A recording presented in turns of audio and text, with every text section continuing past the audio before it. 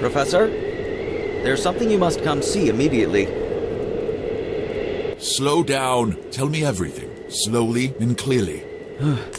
Professor, we have found Take a breath. an entrance into the mountain.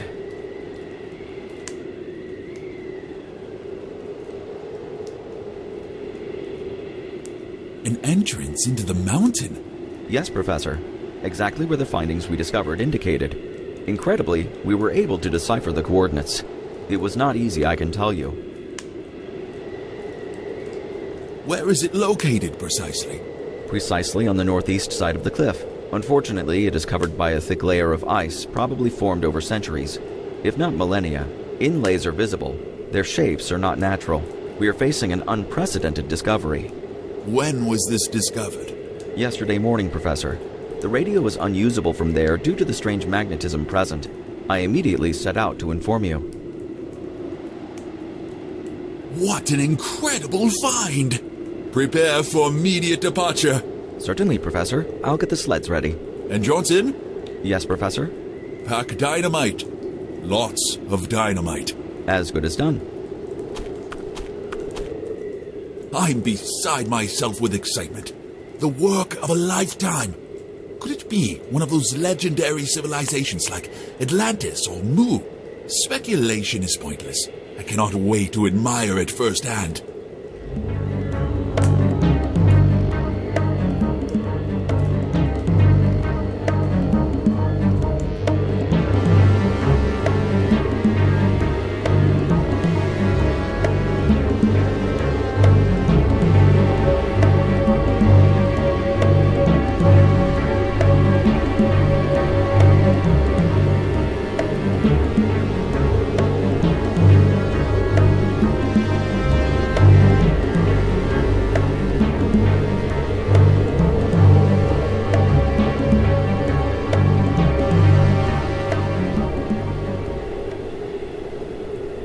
All is ready, Professor.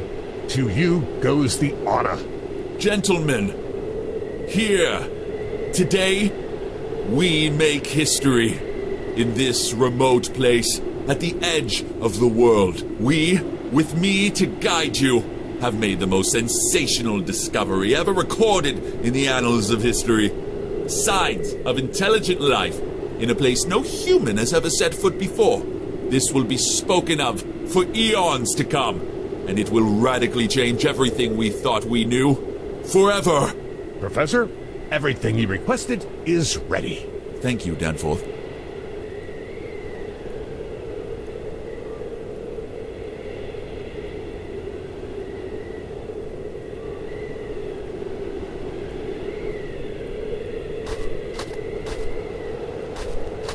The layer of ice that has formed around the rim prevents the lid from being opened.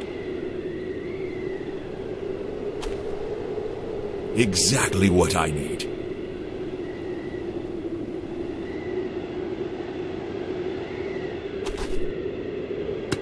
I've done it. Everything needed to make the detonator is contained inside. All that remains is to collect them and mount the charge. Perfect.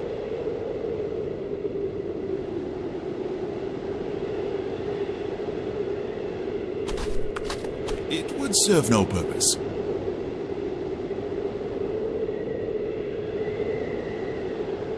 Now all that's left is to make that dynamite do its thing.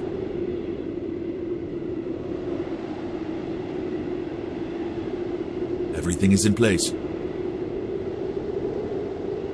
Stay back.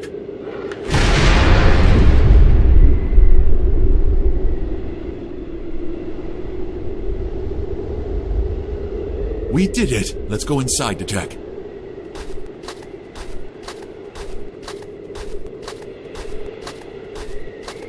Atwood? Danforth! Dyer! Organize the equipment, gather the men, tie up the dogs, and follow me.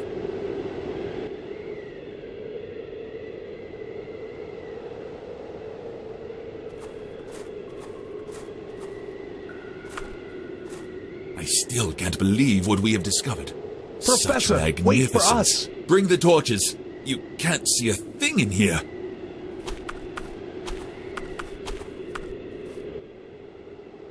What do we have here? We need light.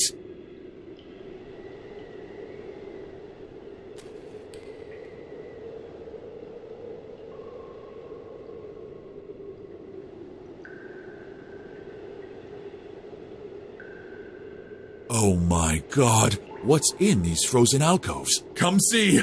Gentlemen, within this ice lie organic forms unlike anything we've ever seen. Unbelievable. What a sensational discovery! Hell, It will not be easy to pierce that layer of ice. Right, Professor? not at all, Daya. Professor, Yes, Atwood. do you know Pabodi from the engineering department? Yes, I think I remember him. He was working on a new type of drill that would do just that for us. True. The whole campus was talking about it just before we left. Great. We have to go back to camp to contact the university. The radios don't work here. One more thing we need to figure out. Remain here and keep updating the findings. We'll meet back there later.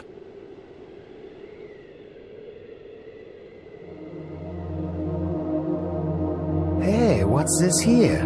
What? There's something stuck in the ice. Help me get it out. This could be worth a fortune. You know that everything recovered from an excavation must be handed over to the professor. Really? And what if I told you that I know someone who will buy it, and you'll never have to work again for the rest of your life? Sounds tempting. Let's see what it is first.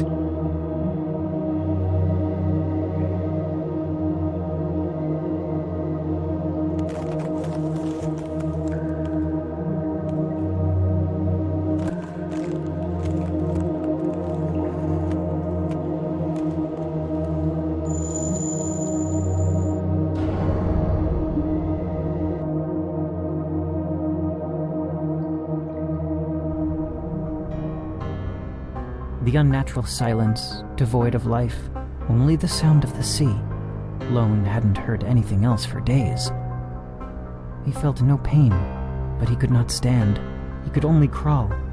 At least now he could do that, and felt slightly stronger. But where to go? That was the problem. How would he escape from that hellish town? Innsmouth.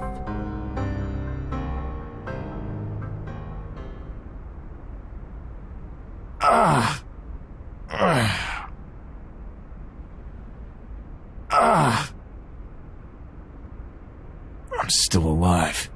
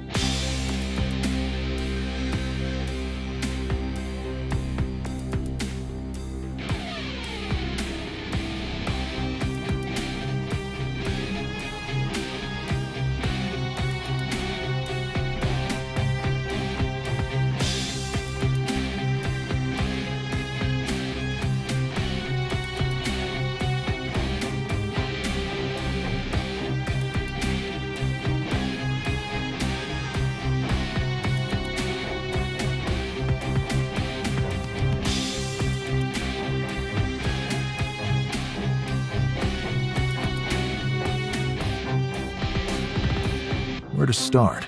Well, it's not exactly easy for me to tell you everything I've been through. There's a turn of phrase that has stuck with me over the years. I read it in one of those collections of fantastical stories that are so popular these days. The author says something about the sea of ignorance in which we all swim, and he is dead on. How I would love to have drowned in that sea, and to have continued my life as if nothing else mattered. Maybe I could have died happy, or at least at peace, but I digress. This all began for me with a call from a certain Armitage, Barkham's Miskatonic University. His brother had gone missing, and all the clues led to a remote coastal town, Innsmouth. And yes, I found Armitage's missing brother. That he was already gone, and from a violent death, chained to the wall of the labyrinthian caves beneath the town. The sole survivor I met was a fellow missionary priest, still alive. The fools. They were crazy enough to believe that they could freely preach their religion in Innsmouth. The priest told me a story I dismissed as mere invention at first. The tiara holding the power to awaken unclean creatures from the fringe of imagination. But in the end, I came to believe his tale. I recovered that unholy relic. There, a shapeless mass, a horror beyond description, surged forth and attacked us.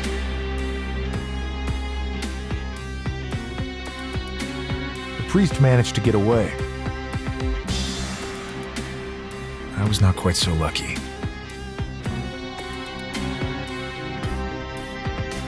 However, here I stand, able to tell you all of this. And it's from this point on that I want you to hear my story.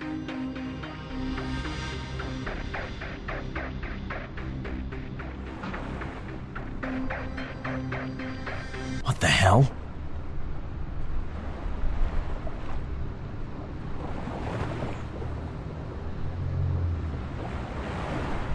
But what? That insane creature grabbed me. After that, I remember nothing. I have to get out of this godforsaken town. At least I'm still in one piece.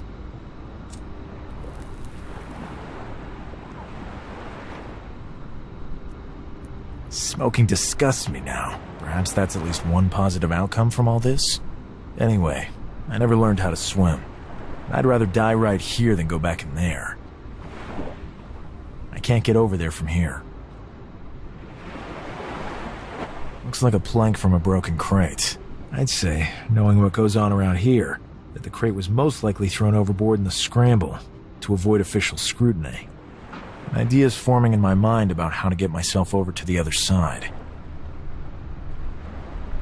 I can't reach it.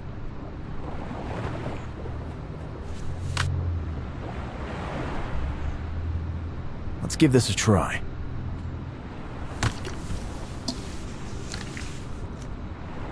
I can't carry two at the same time. I can't carry two at the same time.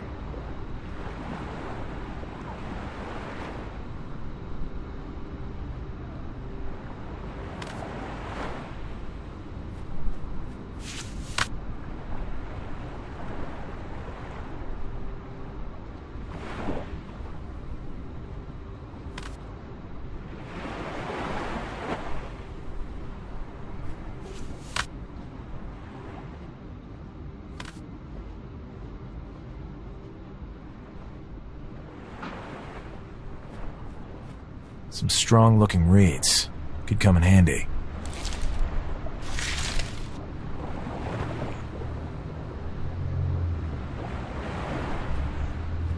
I can use them to tie the planks together. This should work.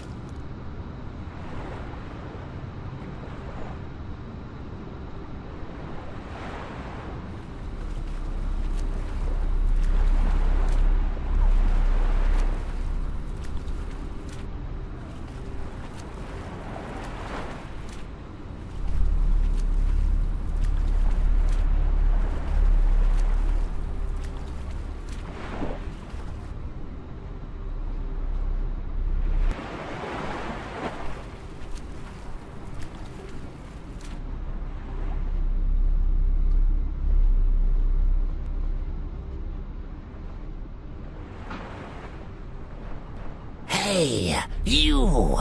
Come over here. Stay out of sight. Shush. Don't make the slightest sound, please. Rest at ease. You're lucky you ran into me first. I'm the only one in town you can trust. I just want to get out of here. To the northeast, you will find an old abandoned railway that leads out of town. And now, I'll go distract them for you. You get to move on, and keep your head down. Thank you. I hope I can somehow repay you one day. A good bottle of whiskey is never unwelcome. Speaking of which... Well, do you have any whiskey for the good Zadok? Shut up, old man. Why do we even let this smelly old tramp camp out at our town? So, about that whiskey. Or would you like me to blab some of your secrets to the guy who works in the drugstore? after him. Sure.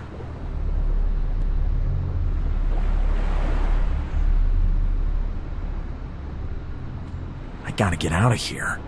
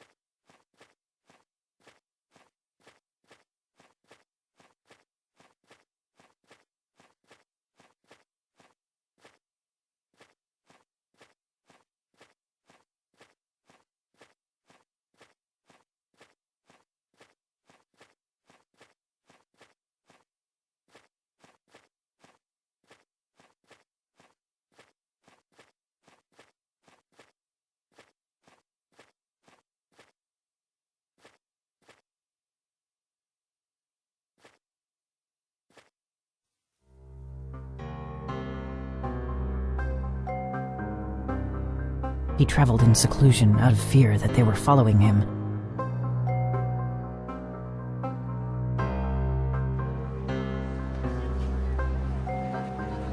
He managed to get back home, to his Arkham.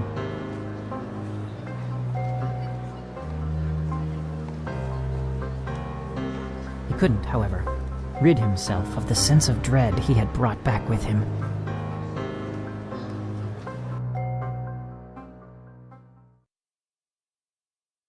I've dragged my sorry self back home.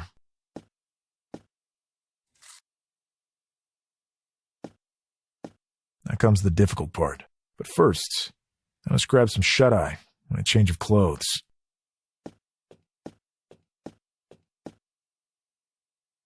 Underling number 7, report.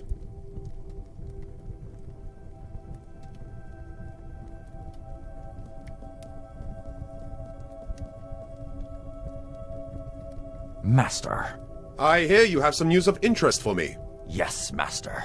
Sadly, I must report that the Marshes have failed to keep the tiara in our possession for the upcoming ritual.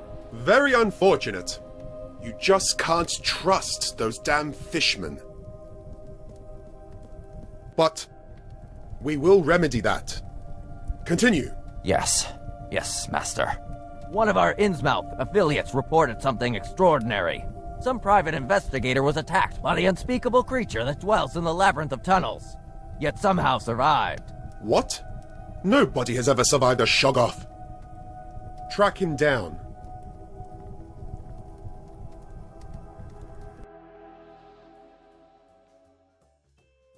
I gotta inform Armitage of his brother's ugly end. Maybe I will also tell him something about the strange tiara, and about Elliot running off with it. Perhaps his contacts can look into all that further. It could actually be dangerous, but who could even tell after all I've been through? Surely they don't lack for weirdness in that town.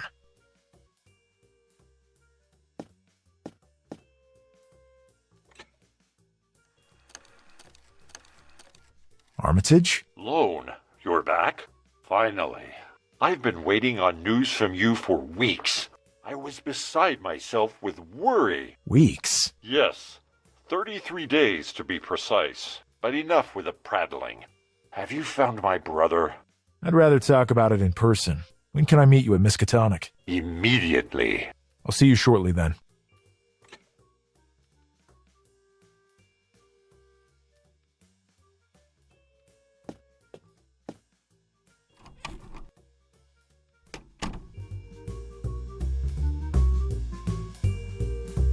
Hi, Mickey. Hi, Lone. I haven't seen you around in a while. I've been working here and there. I see. Take care, Lone. Right back at you, Mickey.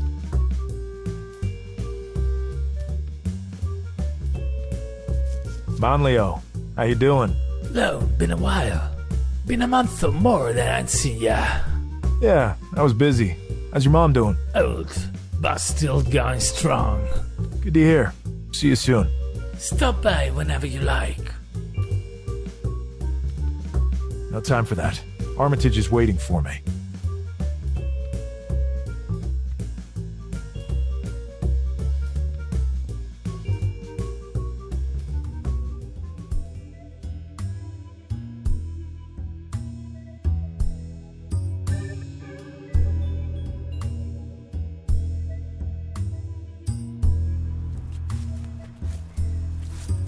morning, and good work. Thanks. Same right back at you. But if you'll excuse me, I'm a bit busy here. Of course. Sorry. The gardener's toolbox.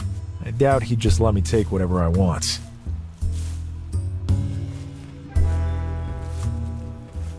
Hi, guys. Hiya. What can we do for you? Are you students here? Yes. Doctorates of medicine. Do you know Henry Armitage? Yes. He's the curator of the library. A true gentleman.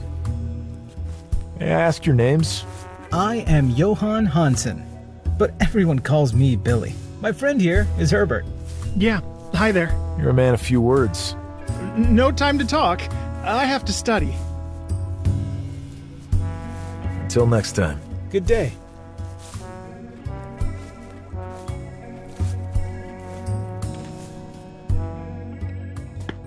Lone Carter. Yes? Go on in. Armitage is waiting for you. Thanks.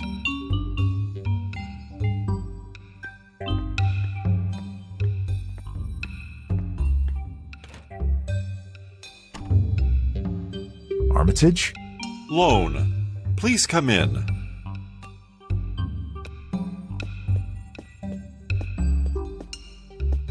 Sorry, I was just wandering around studying some texts. You look well. I have some bad news for you. Go on. Your brother didn't make it. I'm sorry. How did it happen? I'm not sure you want to know the details right now. It's what I paid you for. I found him in the tunnels that run under Innsmouth. I didn't make it in time. Who did this?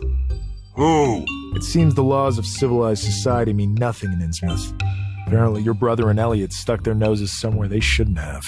This Elliot you speak of was dead too? No, he was still alive when I got there. We both escaped with our lives by a hair. An impossible creature attacked us.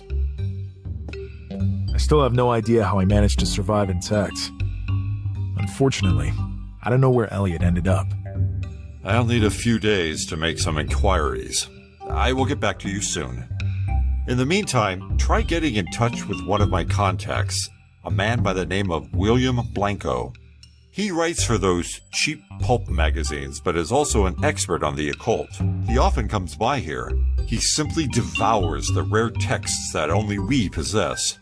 Sadly, I do not know his address or even a telephone number, but I'm sure for a detective of your reputation, finding him will be but a trivial matter. Discuss with him everything you have discovered, and I'm sure he will get back to me.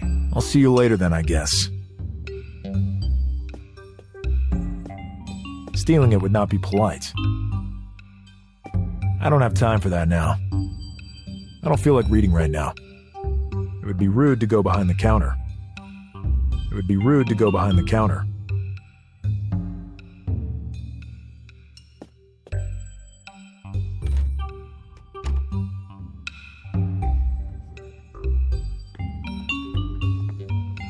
Excuse me?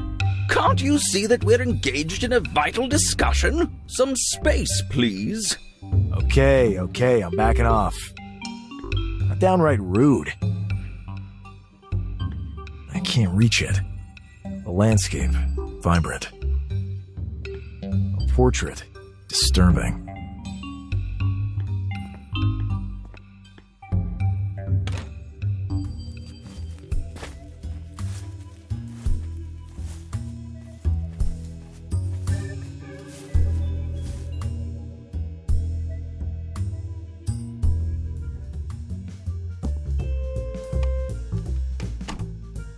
Mailman must have been by while I was out. Strange. I was gone for more than a month and there was no mail waiting. And then the moment I'm home, here some is.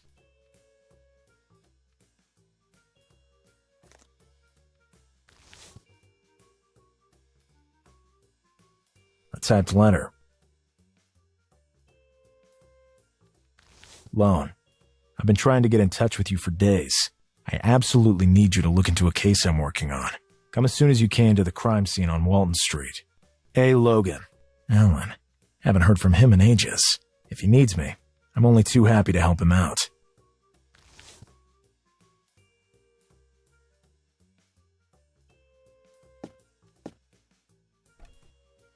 There's some chemistry equipment in here. Served me well in the Kroichak case. This could come in handy. There's nothing else I need in there. Nothing of worth. A spare set of lockpicks. A good find. I lost my last pair in Innsmouth. This could come in handy.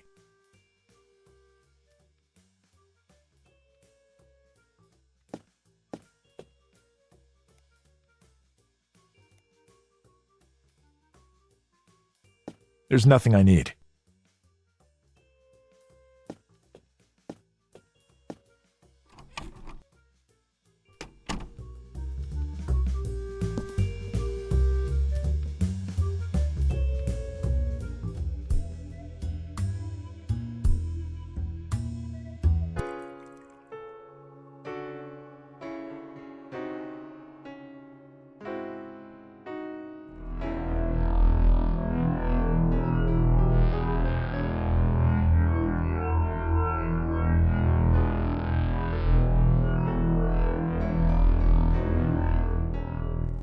You're not supposed to be in here. Wait! Lone, my dear friend!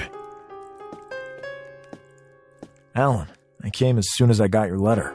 What letter? This one. I didn't send you any letter. I would have just called you up on the telephone. You're one of the few who own such a device of the devil. Witty as always, I see. Someone knew about this case you're on and saw fit to involve me in it. I wonder who it could be. Well, since you're here anyway, you might as well give us a hand. Just like old times. I slaved like a dog, and you occasionally had a flash of brilliance and solved the case outright. All the while you were busy scarfing down donuts. Such excesses of sugar intake can block one's higher reasoning faculties, you know. Same old Lone.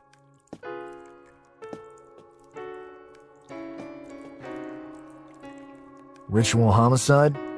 Bud, fill my friend in on this whole gruesome affair. Certainly, Captain. The landlady called the station this morning to report that she had found Mr. Gillum hanging, mutilated, here in his room, with Sarah Rupert disemboweled in the bed. Did the lady in question have access to the victim's room? That has yet to be established. I spoke with her earlier. Apparently she found the door ajar. I doubt she was lying, given the state of shock she was in. It's unlikely she has the stomach for such a macabre act. We had to call an ambulance to tend to her. She was fainting at my feet. The corpses were gutted. Liver and pancreas of both have been removed. And even more disgustingly, his eyes and mouth have been stitched shut, besides the fact that his lower half is still yet to be found. Records show that the girl over there, Sarah Rupert, did not reside here. It's possible they were dating and she was merely in the wrong place at the wrong time. The victim was a student of parapsychology at Miskatonic University, originally from Haverhill. He lived here to take advantage of the low-rent neighborhood. Probably couldn't afford a room on the university campus. Difficult for such a person to make mortal enemies. He was most likely just easy prey for our killer due to his withdrawn lifestyle. We will investigate his acquaintances more thoroughly. In the meantime, feel free to take a look around, but don't touch anything.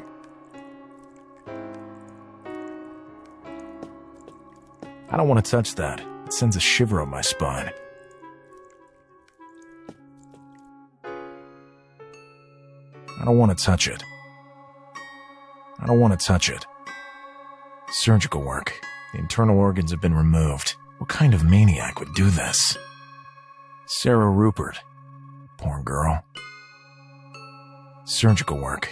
The internal organs have been removed. What kind of maniac would do this?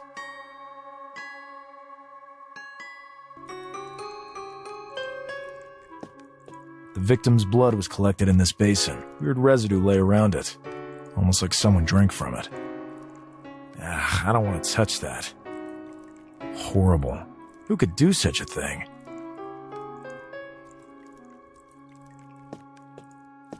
Alan? Yes? How's it going? Good, Lone. A lot has changed since you left.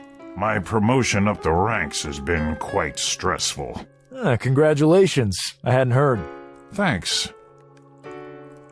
I'd like to know who sent that letter in your name. I have no idea how to look into that any further. But it weighs heavily on my mind, too. They know who both you and I are. Yep. This ain't the nicest of neighborhoods, if I remember correctly. Right. But it is not unheard of to find decent people of lesser means living here for the rock-bottom rent. Bud looks like your typical run-of-the-mill policeman. He is. Also quite the bigot, apparently. But with excellent hearing, Mr. Carter. Oops. I'll let you know if I find out anything else. Thanks, Lone. I owe you. Lone, please don't touch anything. The crime scene photographer is on his way. Sure.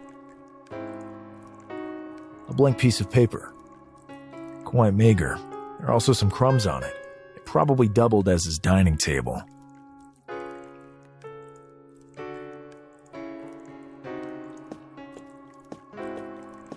Do you remember any other details?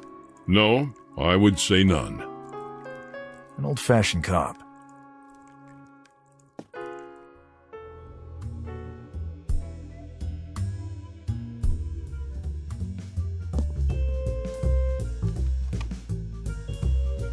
Good morning. How can I serve you? Name's Lone Carter from next door. Yeah, I've seen you around, but I haven't bumped into you for a while. You look like one of those investigators from the novels. Oh, without quite as much work, sadly. Nice to meet you. I'm Calvin. I run this shop. It was founded by my grandfather, Melvin, hence the name. Nice to meet you, pal. Maybe you can help me out. Did the mail already come today? Nope, no delivery yet. Thanks. What are you dealing here? A multitude of books and magazines, some quite rare. I'm looking for one of those rags that publishes them hack horror stories. Something like Weird Tales? Yeah, exactly. I'm afraid we're out of stock. Damn it. It's all right, Lone. It's all right. Do you know of anyone else who sells it locally? We are the exclusive dealers. Maybe you could find someone in Boston. I ain't going all the way to Boston just to buy some rag. I can tell this is important to you. Maybe I can help you out. Really? Thanks. Slow down now, slow down. I happen to collect those magazines. Great. Can you tell me the publisher's name then, please? There's just one slight problem. In order to keep them pristine, I do not allow even myself to open them. That could damage them. Why even buy them? You could never understand the heart of a collector. What do you want for just a sneak peek? Do you work in this building? Yeah, I even live in it, to be honest. What's that got to do with anything? Perfect. In order to give you the information you're after, I will need you to do something for me first. Well, ain't you just a smarmy little bastard? Tread lightly, Lone. It's either this or a trip to Boston for you. Or you can wander around the city asking everyone if they know who publishes Weird Tales. I could just go to the patent office and ask who registered the title.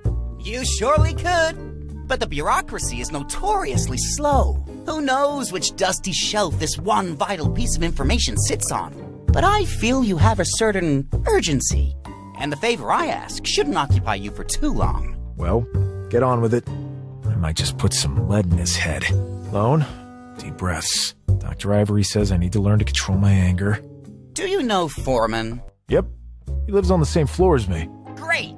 That bastard's been boasting around about having a better collection than mine, which is obviously impossible. Oh, my breaking heart.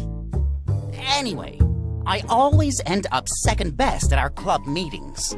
Now, each of us has a list with every item in our collection pinpointed down to the iota. I need you to find Foreman's list, Carter, so I can expose how lacking it is in front of everyone. Are you aware that breaking and entering is a serious crime? Of course, but you seem the kind of man who might find small detours from common ethics. I'll see what I can do. I have no time to read right now. Trivial little things. That's what you say, Lone.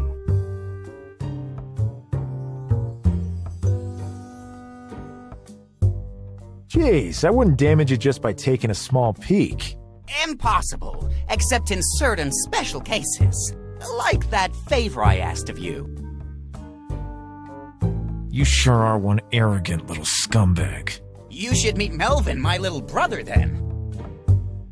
And if I convinced you a bit more forceful-like?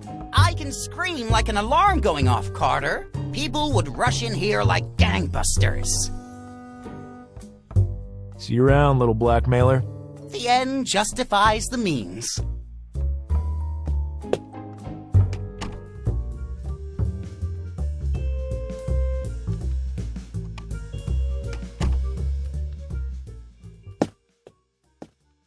Behind this board is a hole that looks directly into the neighbor's room. It seems that not plugging it turned out to be the best choice after all. Bless my laziness.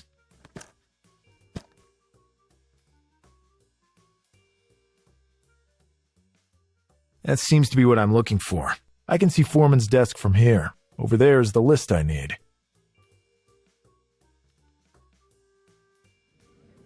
I can't get there. I'll have to come up with something else.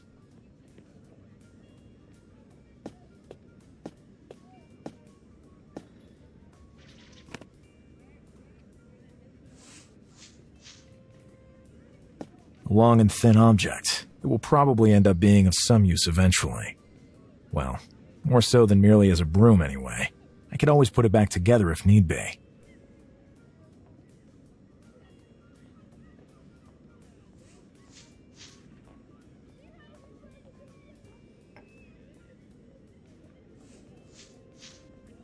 What luck. A perfect fit.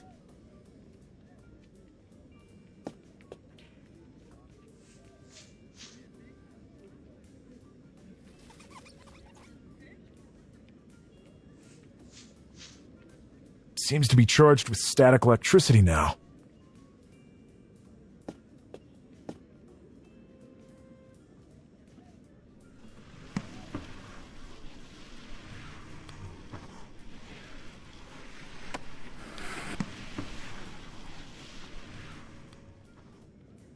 Bingo. Now to take the list to Calvin.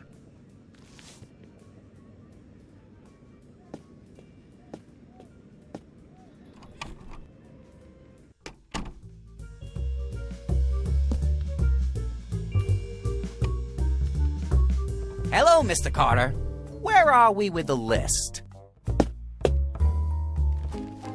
Here's your good-for-nothing list. Outstanding! Thank you very much. The name of the publisher.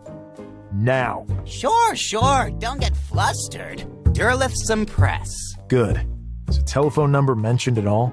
005672. Perfect. As I see things, you still owe me a favor. That wasn't the deal. As you saw, I'm very good at small detours from common ethics. Perhaps I could even take some scissors to that little collection of yours and make it a bit larger, piece by piece. I do still owe you a favor. Well said, and don't you forget it.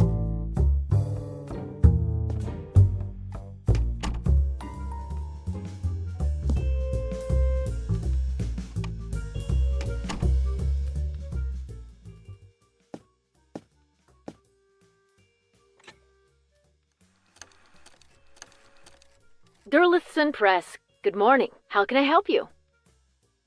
I'm after some information. Go on, sir. I need the address of one of your collaborators, William Blanco. We cannot disclose private details.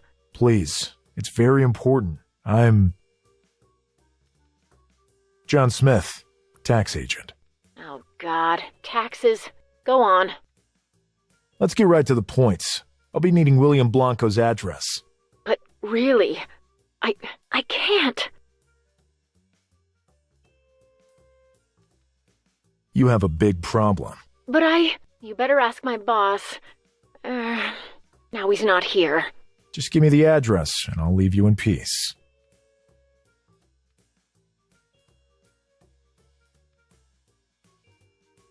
I think you need to explain yourselves. Sure.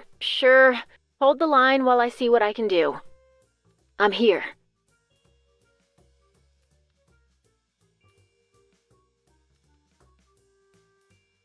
We'll make sure you all end up in the slammer. Give me the address, now. I I'd be fired if I... You won't be fired. You'll be promoted. You will have saved your company so much trouble. Okay, hold for a moment, please. Hope it works out. Here's the address. 27 Pickman Avenue. Good day. Good day to you.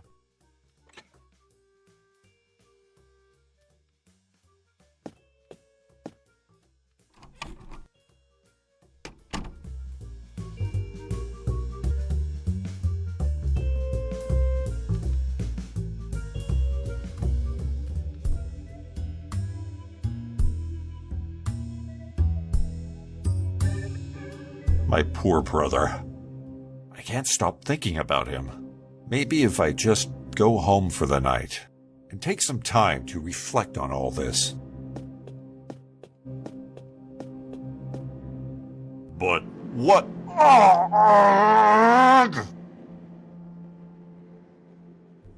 Fortunately, he never had time to turn around before all life left his body. A masterpiece, if I do say so myself. I wonder if Howard has the time to take a look at it. Coming. Come in. Hi there. I'm Lone Carter, private investigator. Pleasure to meet you, Lone. How did you find me? Had to grease the gears a little to find you. Well, each to their own, I suppose. But how can I help you? Armitage said you could shed some light on certain things that have happened to me. That depends. What are we talking about? But please, go on. And call me William. Okay, William. I was hired by Armitage himself. I see. Come in. Don't just stand there in the doorway. So, a bunch of really bizarre stuff went down in Innsmouth. But there's one last thing I just can't come to grips with. Go on. I was attacked by a seething mass with thousands of eyes and teeth. A Shoggoth? So it's all true.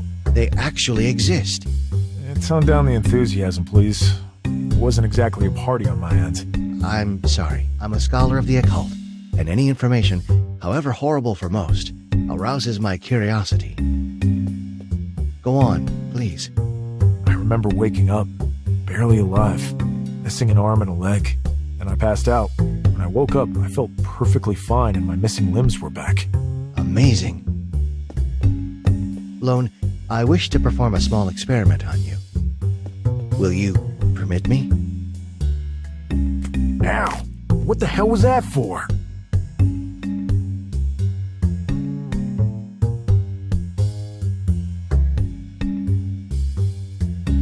I'm testing a theory, which is confirmed, it seems. Look at your arm. It's already healed, without even a scar. You must have escaped the embrace of that unearthly creature by mere chance. It was literally consuming you, but apparently some of its cells invaded your body, and they now seem to repair any physical damage you take. I don't know what the long-term implications are, but for now, it seems you're practically immortal. Amazing. I might not know much, but this seems unlikely to end well. Is there anything you can do to help me? Perhaps, yes. But do you really want me to? With such power, you could make a real difference. I'm not interested in being some kind of hero. Besides, we have no idea how this thing might further evolve. If I were to turn into one of those things here in the city... You've actually got a point. Lone, do you know Professor Wilmar? Yes. He hired me for an extremely strange case. And not as strange as all this. Talking to him could prove valuable indeed. His knowledge in this field is vast. Sounds like a plan. How can we get in touch with him? I have his address. I'll write him a letter explaining the situation, with your permission, of course. Good. Let's meet at Miskatonic with Armitage in 3 days' time. Good day, William.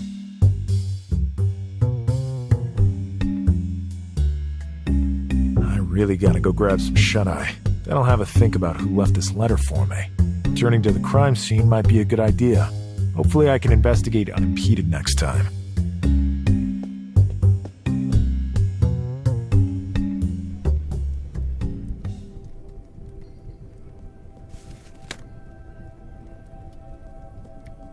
Damn small-time detective. I hope I won't regret asking for help from that miserable creature.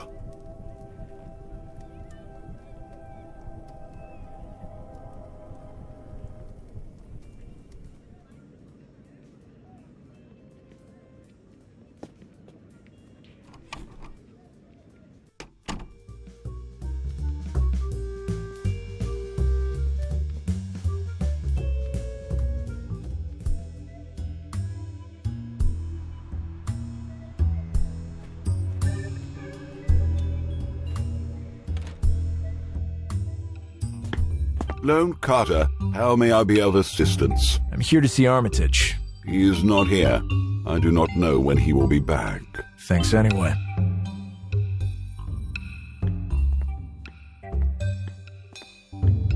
I don't wish to repeat myself. Some space! Space! Okay. Rude as hell. You, yet again. I'm going.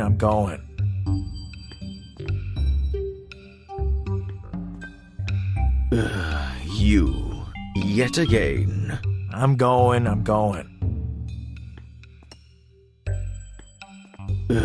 You, yet again. I'm going.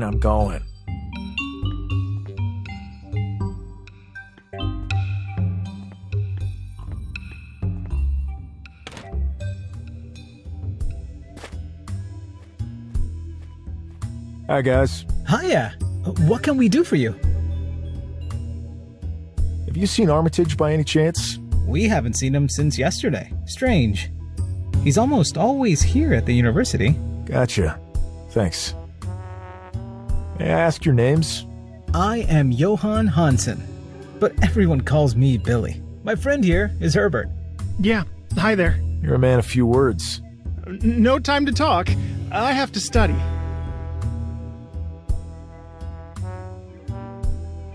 Are you students here? Yes, doctorates of medicine.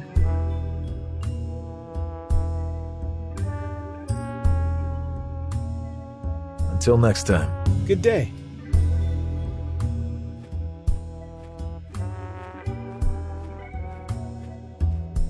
I can't open it. It's locked.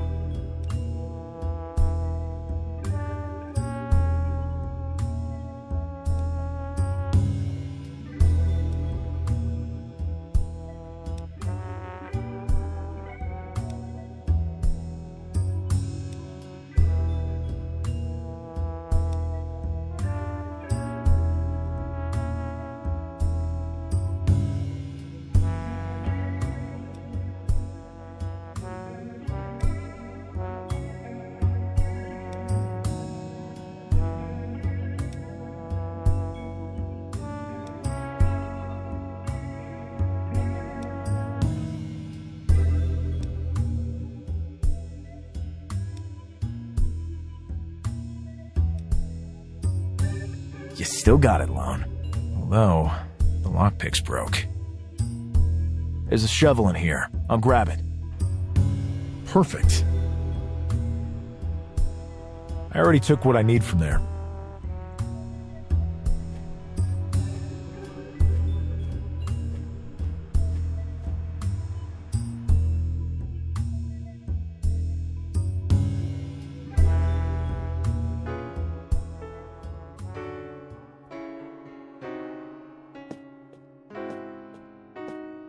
I have no reason to move that, or climb up on it. Quite meager. There are also some crumbs on it. It probably doubled as his dining table. A blank piece of paper. There's a pen here as well. I'll just grab them both.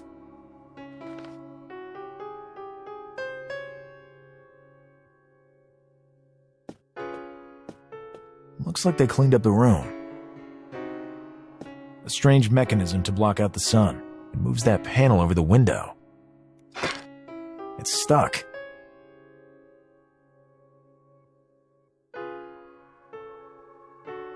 A strange mechanism to block out the sun. It moves that panel over the window. It's stuck. It's a door.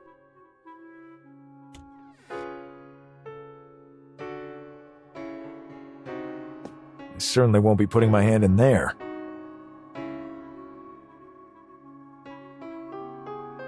Probably the lair of some rodents. The victim's blood was collected in this basin. Weird residue lay around it, almost like someone drank from it. Looks like they cleaned up the room.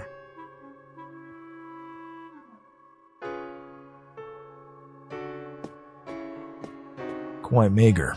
There are also some crumbs on it. It probably doubled as his dining table.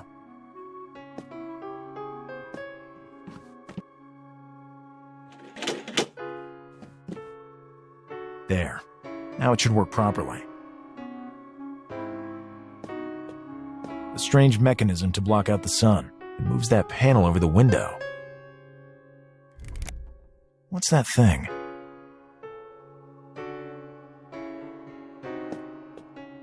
A weird symbol, visible only in the dark, drawn with who knows what. And more to the point, who knows what it means. I can't take it. It's drawn on the door.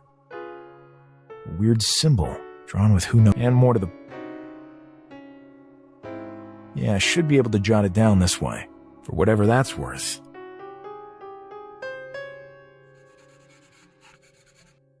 I wonder if William has seen anything like it before.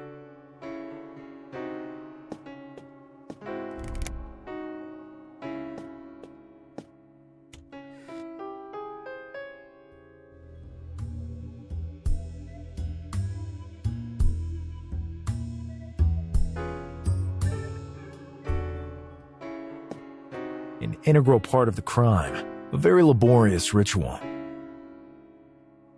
I can't reach the beam. I wonder how the killer managed to.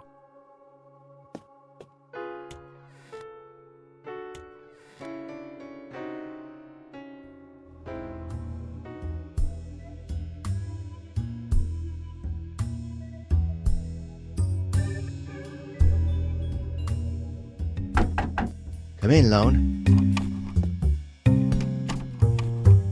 William, I'd like to ask you about something. Sure. I'm helping a friend out with a case. It looks like a ritual murder. I copied this symbol from the door there.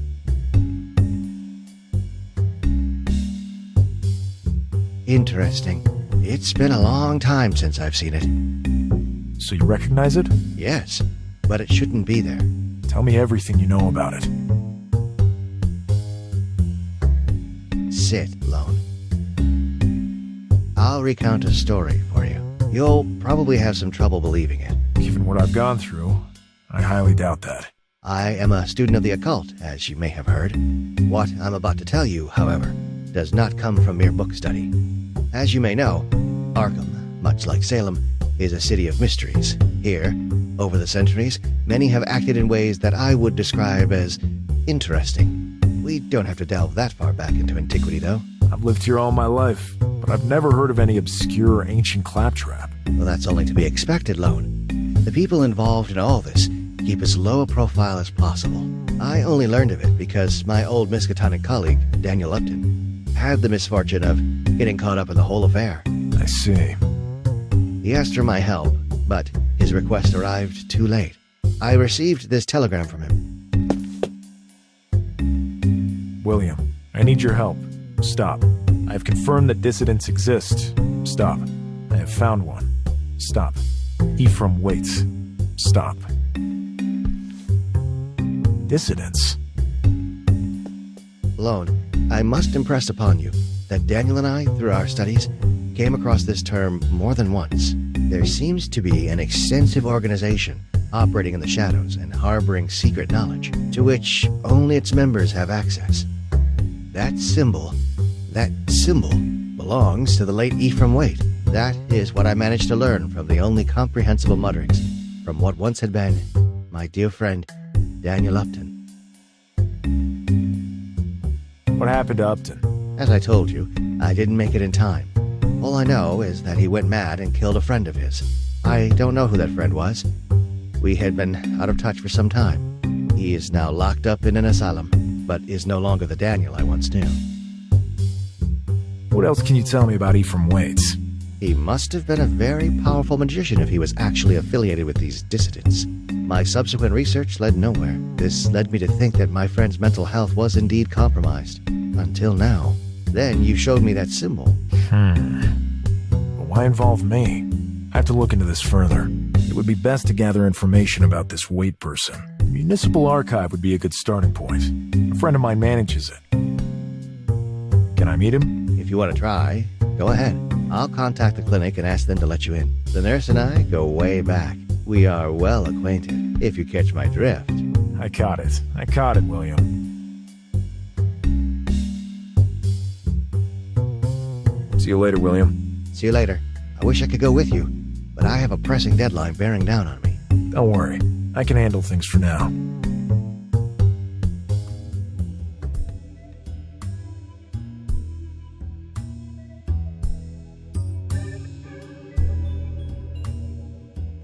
Good morning. Yikes! What? Sonny, one should at least announce oneself before barging in. But I did announce. Youth these days, all the same. Thinking only of your fashionable fedoras. With no respect for the elderly. Excuse me, I didn't mean to intrude on you. You won't get away with being rude to me. I wasn't born yesterday, you know. Fine, just fine. Is John not on duty here today? Why are you yelling? No, John was transferred. Just great. I need some information! You're still yelling! Please go on. I'm looking for information on Ephraim Waits. He lived here in Arkham. I'm conducting an investigation. What was that? There's nothing wrong with our ventilation. Oh, I'm looking for information on Ephraim Waits. I need it for an investigation. What do you want to know? Was he originally from Arkham? I'll have to go look that up. In the meantime, you may browse the shelves at your leisure.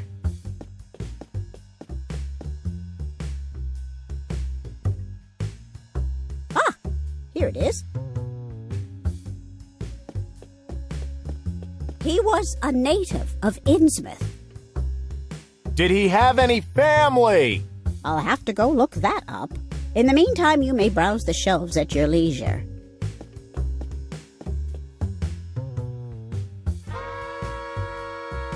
Ah, here it is. He had one daughter by the name of Asenath. They lived together. I don't know any more than that. Where did he and his daughter live? I'll have to go look that up. In the meantime, you may browse the shelves at your leisure.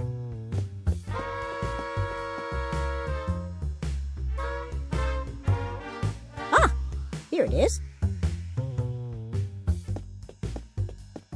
His last known residence was 27 Regent Street. Let's talk about something else. I need the lowdown on Daniel Upton. He was accused of murder some years ago. What do you want to know? Did he have any family? Wait. In the meantime, you may browse the shelves at your leisure.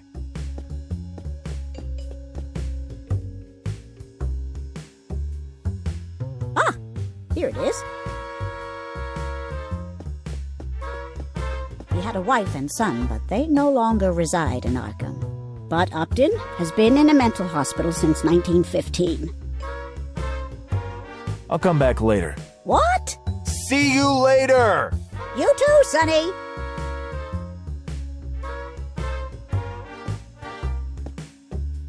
Looks like collections of newspapers filed by year.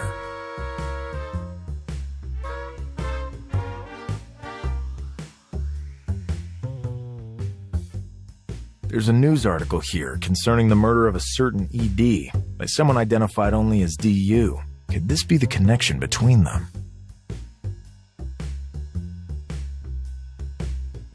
I need a date. There's way too much material to sort through otherwise. Maybe the archivist can shed more light on this. Countless books and documents about the history of Arkham. There are also obituaries filed by year. Countless books and documents about the history of Arkham. There are also obituaries filed by year.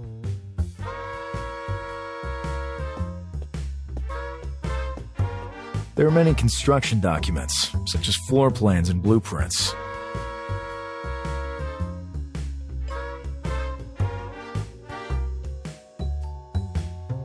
It appears the house was demolished in 1917 to build a department store.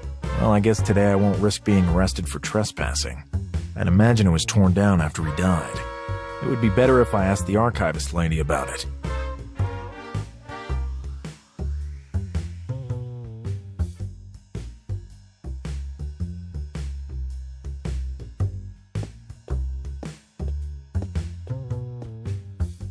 I need to pare down the list. There's way too much material here.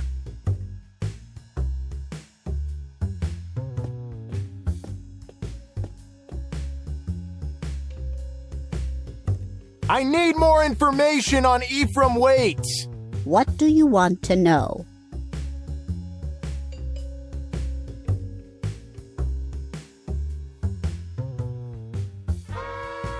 Could you tell me when he died? I'll have to go look that up. In the meantime, you may browse the shelves at your leisure.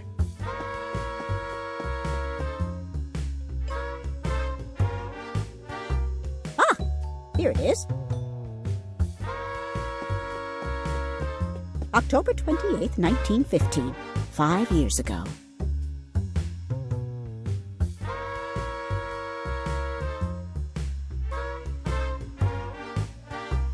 Let's talk about something else.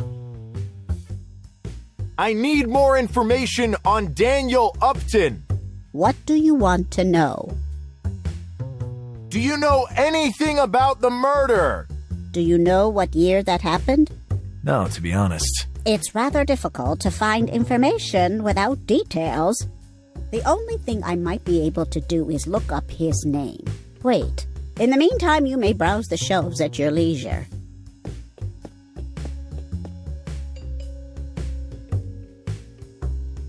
Ah, here it is.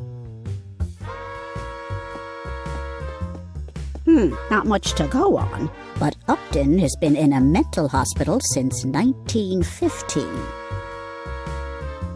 I'll come back later. What? See you later! You too, Sonny!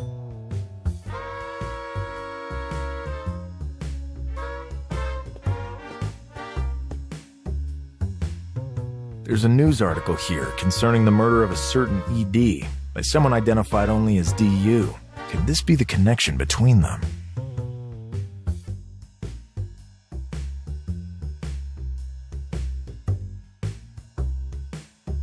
Ephraim Waite, a prominent figure and well-known philanthropist from Arkham, passed away.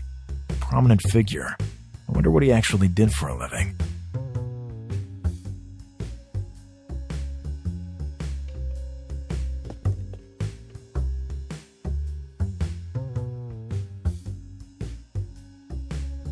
There's no mention of Ephraim Waite's passing in the obituaries for October 28th, 1915. That's strange.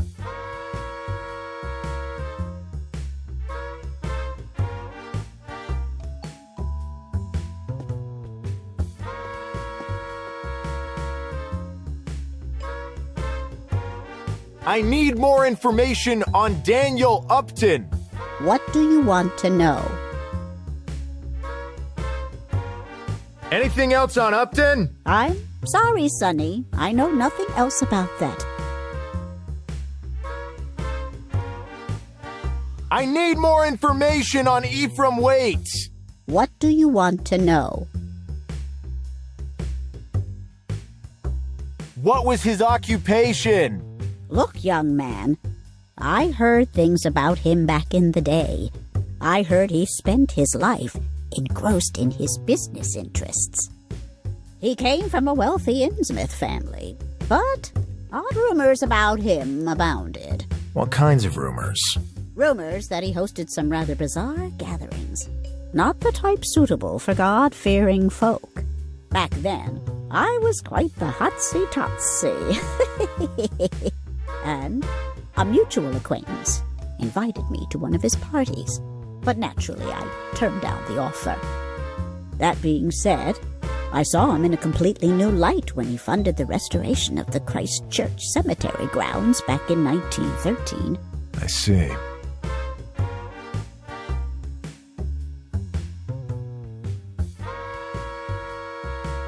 I'll come back later. What? See you later! You too, Sonny!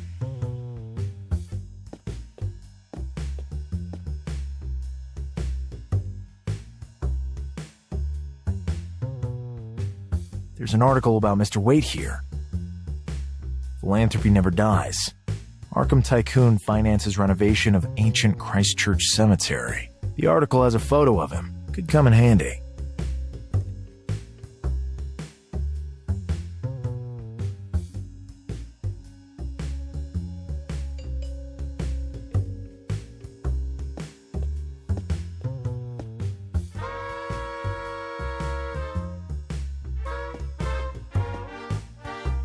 I've never been to the Christchurch cemetery. What?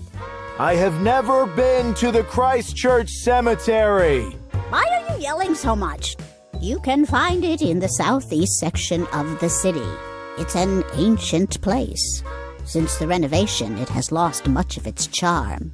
But at least now, there's not as much risk of taking a brick to the head or being swallowed up by the earth. Is Mr. Waite buried there? Most likely. He renovated it after all. But let me go check the records. Well, this is strange. There are no burial records concerning Mr. Waite. This is very odd indeed. I wonder where he ended up. I should probably take a look for myself at this cemetery Waite cared for so deeply.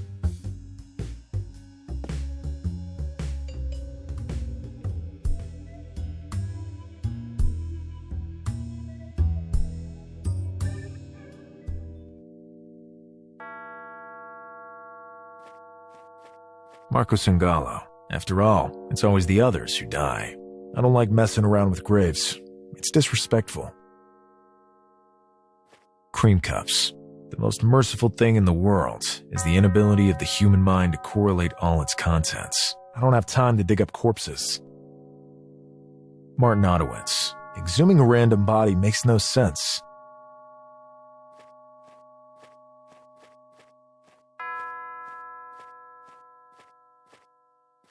Luca and Chiara. Here lies Luca and Chiara. Don't worry, they're just catching up on their sleep. But why do I have this overwhelming desire to dig? There seems to be no trace of Ephraim's grave. Ixitus est Marcus novatorum, sit mihi terra lebis, quis vic tumulo posuit ardentum lucernum, ilius cineris area terra tegat. Strange force urges me to raid tombs, but I must resist. Harmonic 79. What the hell kind of name is this? It says, "How dare you? I created you and I can destroy you." Disturbing. Strange force urges me to raid tombs, but I must resist.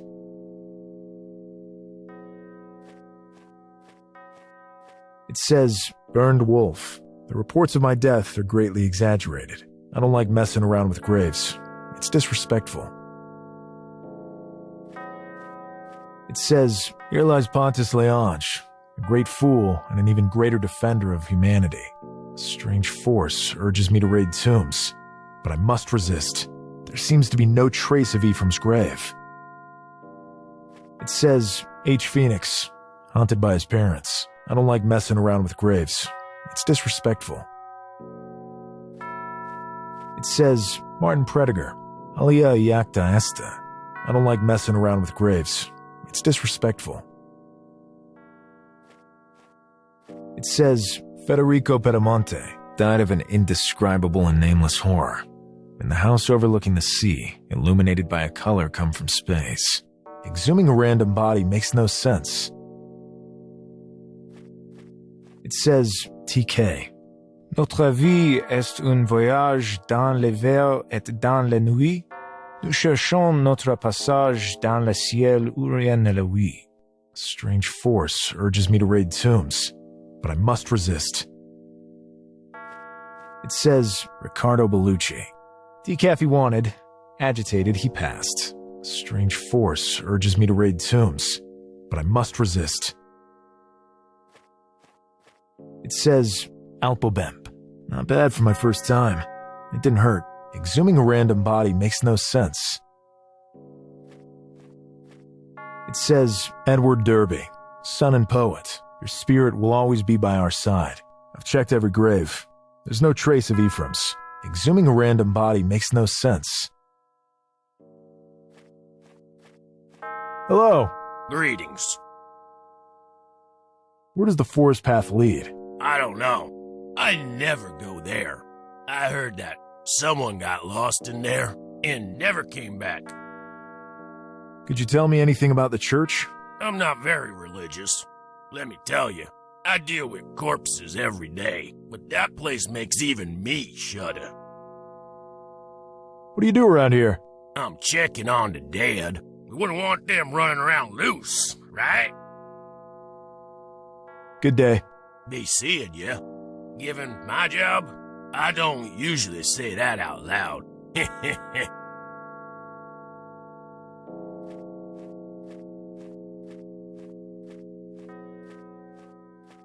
Excuse me, madam. Hello, young man. May I ask you what you're doing here? I'm here to visit my husband, Sonny. Not much else for me to do with what's left of my life but drag my old bones out here and have a chat with him. I see. Please excuse me for having bothered you. Not at all. It's always nice to chat with someone who can chat back. A good day to you. Thank you, young man. You too. It says, Enea barbeta, ingirum imus nocte et consumimur igne. Exhuming a random body makes no sense.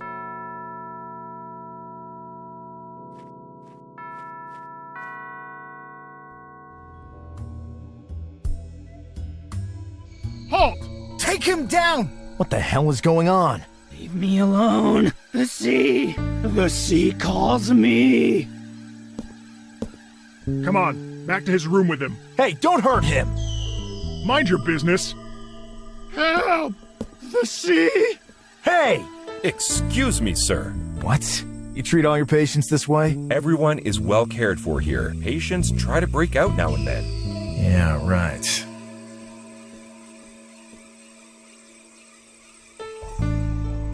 Who was that man? Oh, he's always trying to get out. I heard he's from Innsmouth. Always raving about getting back to the sea. There's no sea around here. I guess in his mind, he's still in that godforsaken town. Innsmouth, you say? What do you know about Innsmouth? I know my brother-in-law lost his job for refusing to make deliveries there, and he was a hard worker. Now, he and my sister can't even make ends meet, what with their 3 children and all. I see. I'm sorry to hear that. Name's Lone Carter. I'm expected. Let me just look you up. Ah, here you are. You are cleared to enter. Thanks a lot. Good job. I hope everything turns out okay for your brother-in-law.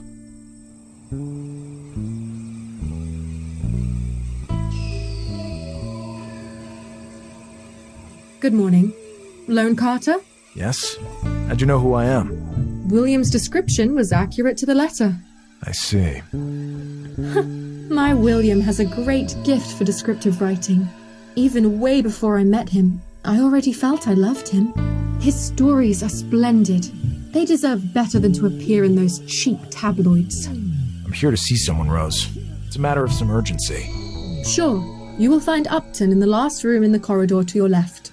We can't allow you into the room, though. Please speak to him through the bolt hole. He can become quite violent. Tell me about Upton. There's not much to say. He pleaded insanity after the murder, and for good reason.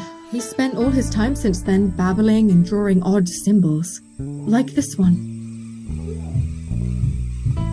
Thanks, Rose. Anything else? I can tell you that he has a wife and daughter, but they've never come to visit him. William has visited him before, but not even he stops by much lately. Anyway, He speaks only in groans. He eats little. I don't know how to help you any further, Lone. Thanks all the same, Rose. The same symbol that was drawn on the victim's door, just like William told me. Tell me about the man they dragged away. All I know is that he came from Innsmouth and has been incarcerated since before I worked here. He always tries to escape. I've noticed. But he couldn't be on the loose. He can be very, very aggressive. His walks are always overseen by maximum security guards. But all too often they end up as you saw here today. Thanks, Rose. Later, Rose. Bye, Lone. Give my regards to William when you see him. Sure.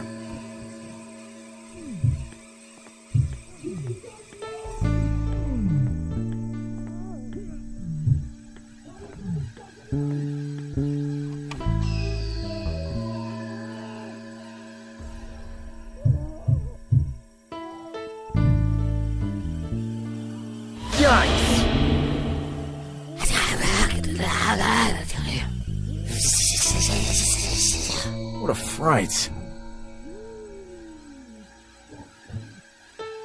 Daniel Upton?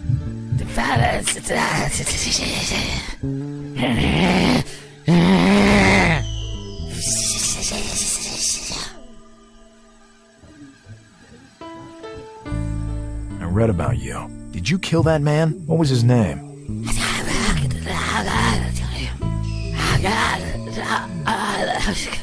Slow down. Take a deep breath. I can only imagine how hard it is to not be with your wife and daughter.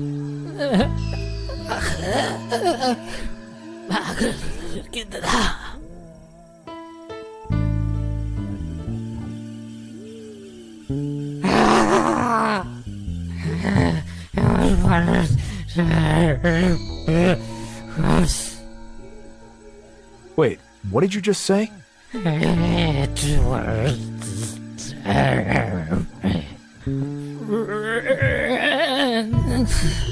Did you just say Edward Derby?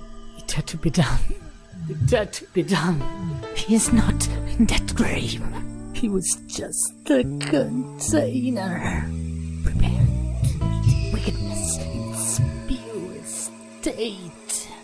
It had to be done! Lone, what have you done?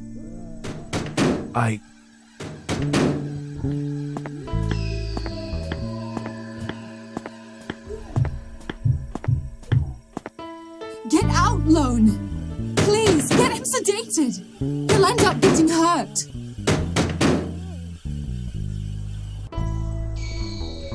Edward Derby. This has got to be the name of the guy Upton murdered. The same name was on a grave at the cemetery, one restored by Ephraim, and in which he is not buried, at least not in an accessible place. He is not in his grave. It had to be done. What does that mean? Under cover of night, I will go have a look. I'll need some help with all this, though. I could recruit William. He seems to be the type to appreciate a good exhumation.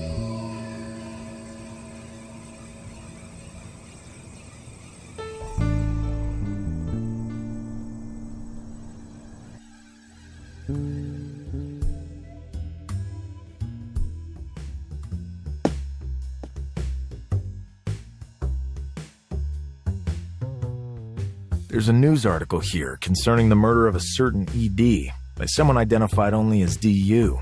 Could this be the connection between them? Ephraim Waite, a prominent figure and well-known philanthropist from Arkham, passed away. A prominent figure. I wonder what he actually did for a living.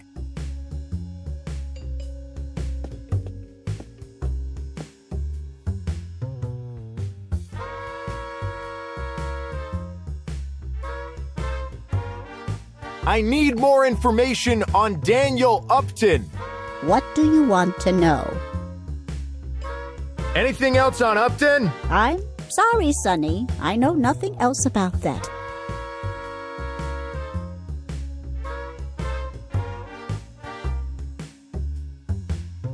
I need more information on Ephraim Waite.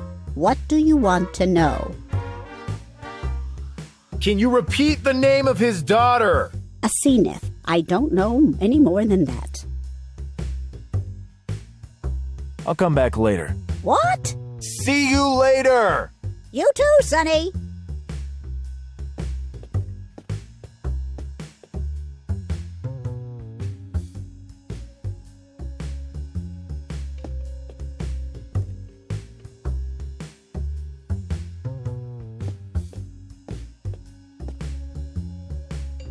It appears the house was demolished in 1917 to build a department store.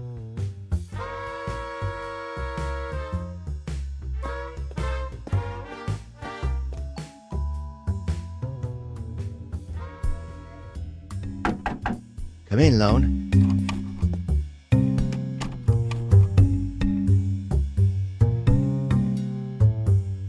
Do you know of an Edward Derby by any chance? No, never heard of him. It's the name of the guy Upton killed. How did you find this out? Upton told me. You managed to make him talk? But how? I showed him a photo of Ephraim. Interesting. Upton said he was just a vessel, and what he did had to be done. I think there's a connection. I found Derby's grave at the cemetery. There's no trace of Ephraim's. This does nothing but confirm my hypothesis. I might need some help tonight.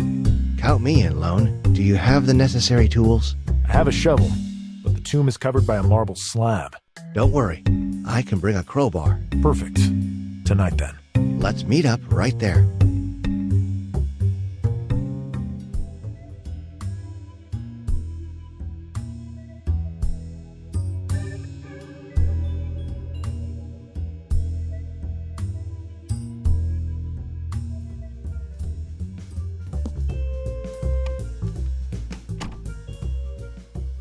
I can't think of anything else I have to do today.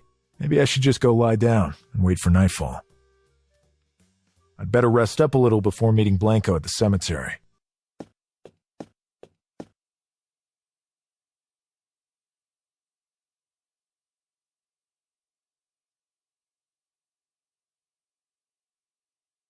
It says, philanthropy never dies.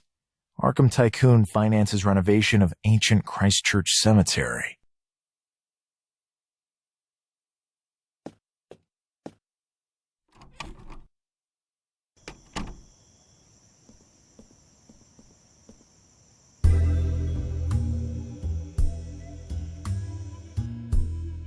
Lone, over here. Evening, William. Got the shovel on you? Sure. Let's get to work.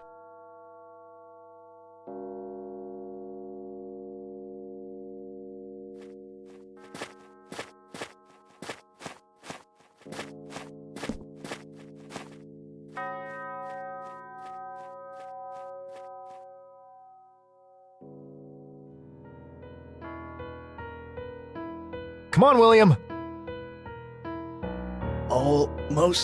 Almost there.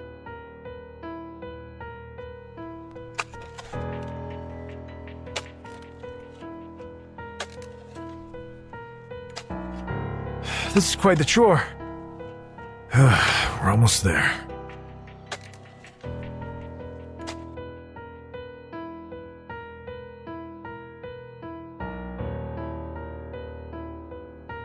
What a stench.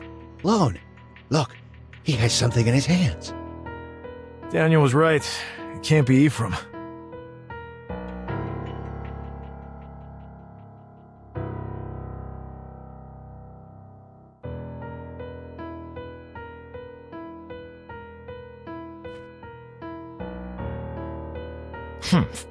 He has a damn firm grip for such an old fella. Help me, William. 1, 2, 3.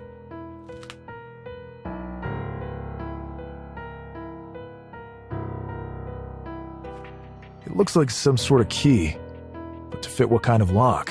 We gotta put everything back as it was before we get caught. We'll figure the key out later. The last thing I want is to end up in the newspaper as a grave robber. Well, actually, to tell you the truth, that would give my stories a huge boost in readership. Jeez, William, stop kidding around. Done. The sun's coming up. The groundskeeper will be here soon. Lone, shh. I hear someone coming. Yeah, I do too. Split up. Let's meet up later at my place. See you later, Lone. And good luck.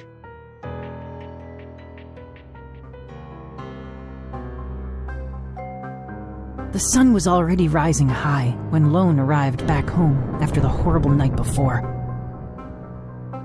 The magnitude of the meaning of the night's events eluded him. Innsmouth, Ephraim, and Upton, the tomb of Derby, and the weird object found. All looked like pieces of a jigsaw puzzle to which he'd thrown away the complete box art. He fell asleep almost immediately, with these thoughts whirling in his head.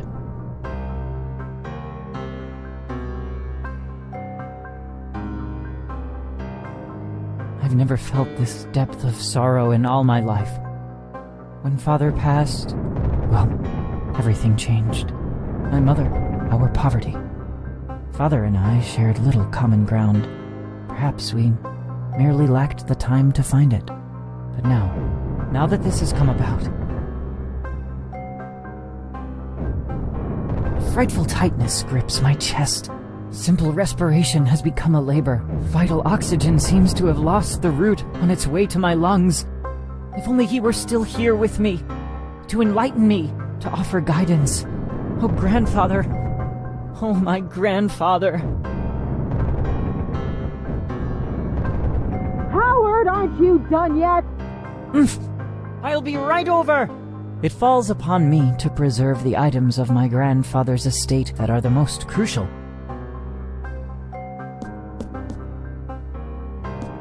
My memory is filled to the brink with the tales of my grandfather's travels. It was always as if they vaporated directly into my imagination.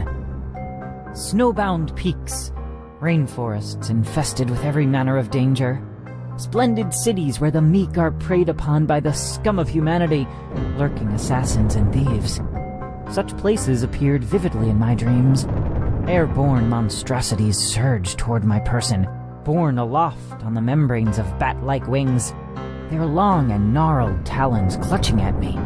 They had no faces. Upon a command, I could steer them as I wished. Let's see. This globe has buttons set in many specific locales around the world. I have a vivid childhood recollection of grandfather pressing them to open an odd concealed mechanism, but his fingers moved too fast for my young eyes to catch. Perhaps an undiscovered clue awaits me elsewhere.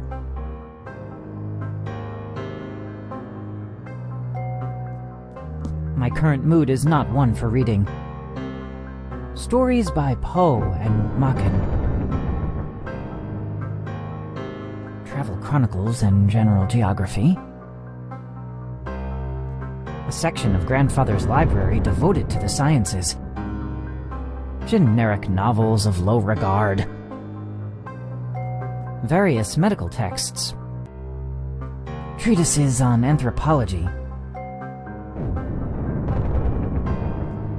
Volumes concerning art and painting. Various treatises on psychology.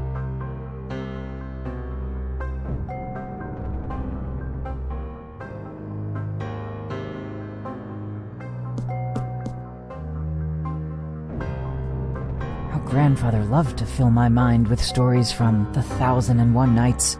I would sit astride his knee before the fireplace as he read. After one of his voyages, we installed this modern stove, and the magic of those moments decreased forever. Howard, make a move! Travel chronicles and general geography. Grandfather's trunk, contents of which are a mystery.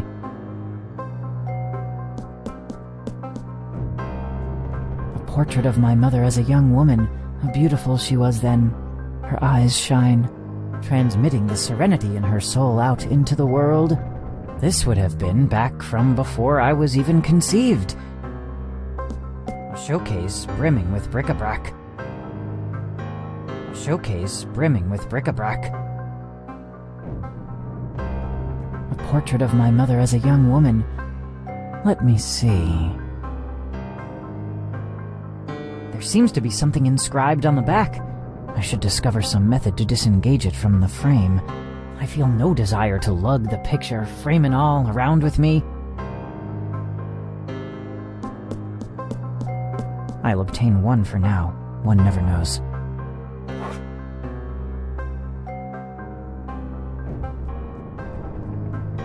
Aha! This means should provoke the intended ends.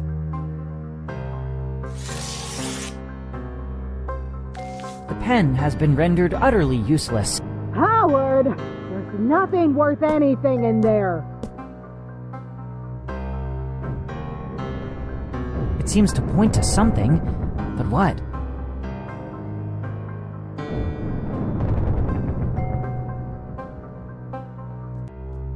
The enigma seems to indicate this shelf. That looks like the personal journal of my grandfather. I believe I'll obtain it. During the spring of his life, he was constantly traveling. Who even knows to how many far-flung locales? Mayhap I, myself, might meander there forth someday. The journal of my grandfather detailing his innumerable travels. Let's see. We left at the first light of dawn. We had the automaton with us. Automaton? What does that mean? We all met in the basement on the outskirts of Boston. It was almost like entering a church, long since deserted. Planted all around, a pentacle painted upon the grimy flagstones were candles, wax frozen in mid-drip.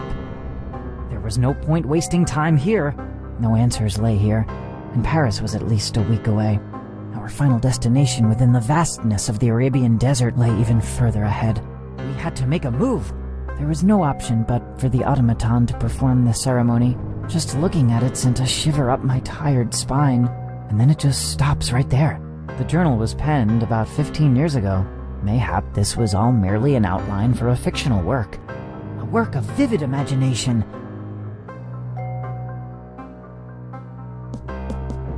Let's see.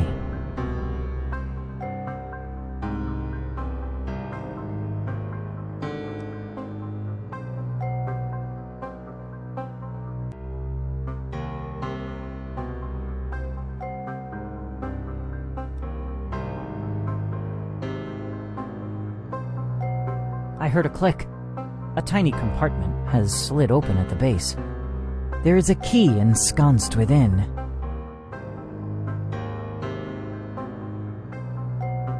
A small key found in the secret compartment of the world globe.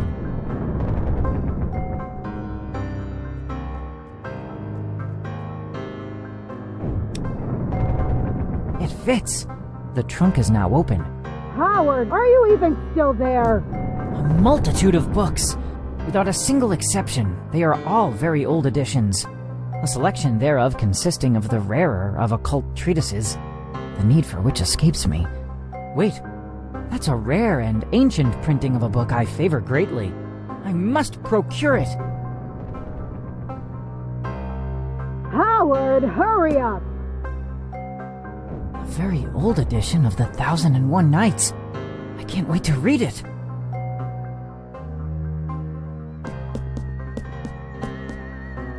I've always had a soft spot for these stories. The Merchant and the Genie. Wonderful. Prince Camaralzaman. So many memories. A bookmark holds the place of a story I've never heard of. The tale of Abdul Alhazred. Faced with no chance of escape, the keepers sought to ensnare one of their own. Poor Abdul needed to choose, and choose wisely. God, my head.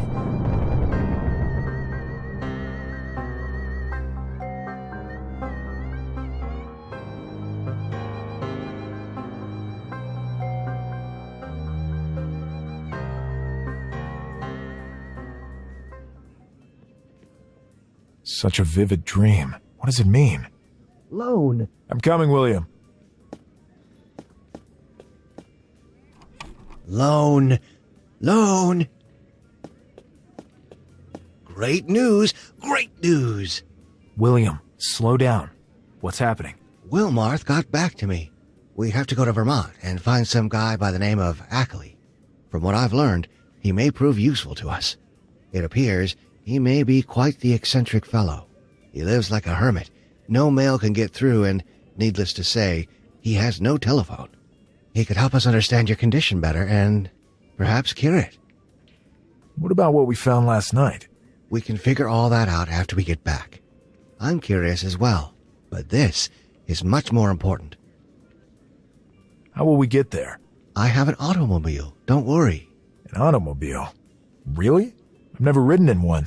I can't wait to give it a try. Who is this acolyte? A former Miskatonic professor of anthropology. Apparently, he left the teaching profession due to personal reasons. He seems to be something of a strange character. Going by what Wilmarth told me, he may have a dependence on certain substances. What are we waiting for? Let's go.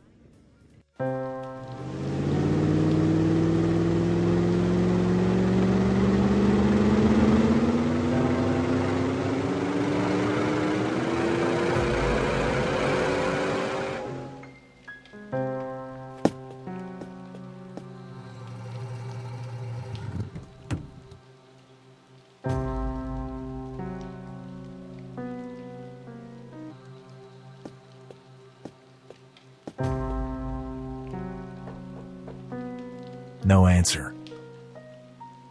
Nobody's answering the door. Try knocking again. Still no answer.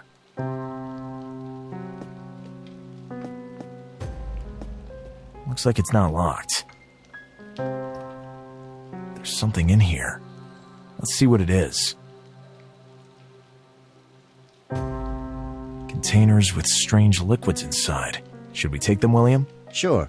Bring them along. At the very least, they'll serve as a souvenir of our trip to Vermont. Jars containing various colored liquids. Still nothing. We cannot have come this far for nothing. Let's just break in. Seriously? What do we have to lose? I don't see any cops around.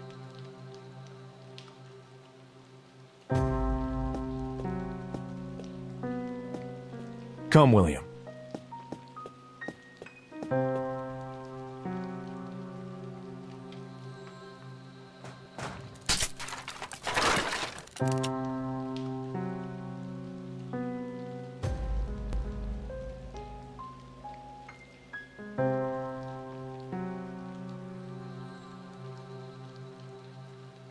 What's wrong with him? He looks unconscious. Let me check. Hey! Hey! Nothing. Check his pulse. He's still alive. We need him awake. The used syringe. God only knows what he injected himself with. I don't want to pick it up. Wake up! Wake up! Nothing. On the cover it says, exotic mushrooms and their strange side effects. No time to read right now. There's nothing I need here.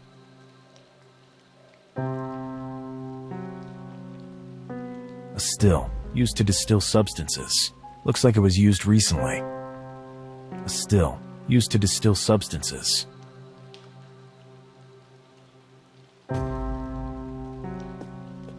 He's completely out of it.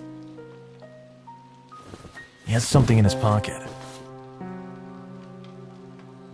A handwritten booklet. It looks like some kind of notebook.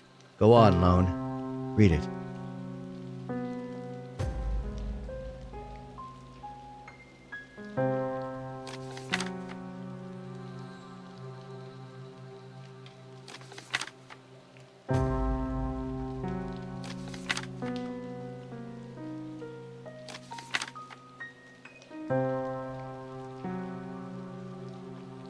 Handwritten booklet. I better take a closer look at this. Hey, look at this, William. This page was bookmarked. Read it, Lone. Let's hear what it says. It seems there's nothing of interest. It deals with strange mushrooms. Lone, it looks more like a manuscript than a bookmark. Let's have a look. Seem to be some kind of notes. Not very meticulously written by the look of it.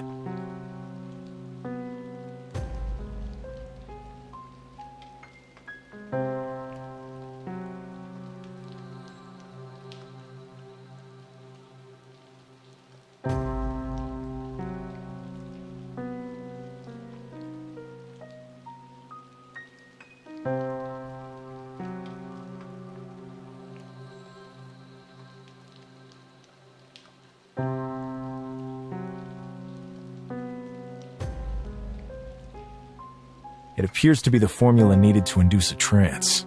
Yes, but how do we wake him up? The necessary equipment is here. We just need to understand the formula. Perhaps there are some clues in the notes. A handwritten booklet. There are some notes with recent dates.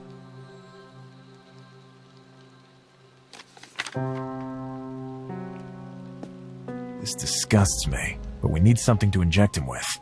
And I see nothing else around.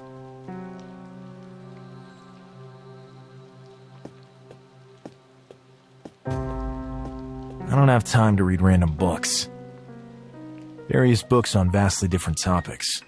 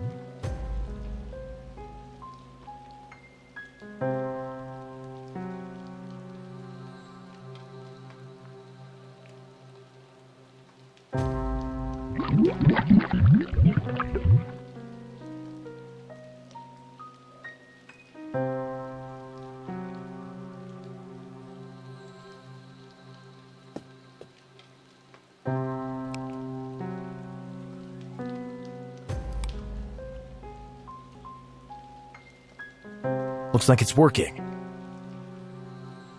Huh? What? He's finally better. Better? Better? You have no idea what you have done! Saved you from probably dying? Months of studies. Years, even, of studies. My trips. My proofs. I was one step away from Yugoth. I could already see its vibrant colors, together with my insectoid friends. What are you doing in my house? William, are we even sure the tip is right? Wait a moment, Lone. You're Henry Ackley, right? Yes. Why? You spoke of Yugoth. That's right. What do you know of Yugoth? Are you an enlightened scholar as I am? I would dare to identify myself as such, and what you're saying fills me with wonder. Did you really make it all the way to Yugoth? Yes. Well, if not for you getting in the way, I was one step away. One single step. Insane, they called me. They removed me from my teaching position, but the entire time, I was correct on all counts. On all counts! We are truly sorry to have interrupted your experiment. We'll make amends by helping you get it back up and running as soon as possible. And, as an added bonus, we're here to relate to you an extraordinary story as real as yours. Let's hear it then. Really?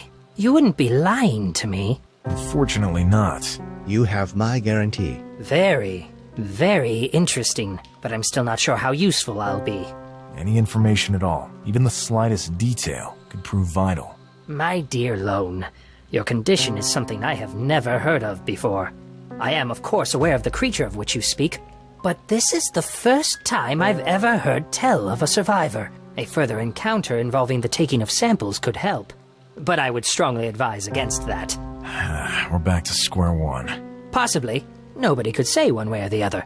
But at this point, I cannot but accompany you on your journey back. I am sorely in need of some entertainment, and of certain substances easily available in Arkham for my experiments. And perhaps I could also be useful to your investigation. You diverted me from my path. This is the least you can do. We absolutely agree, Henry. Okay, let's get on our way then.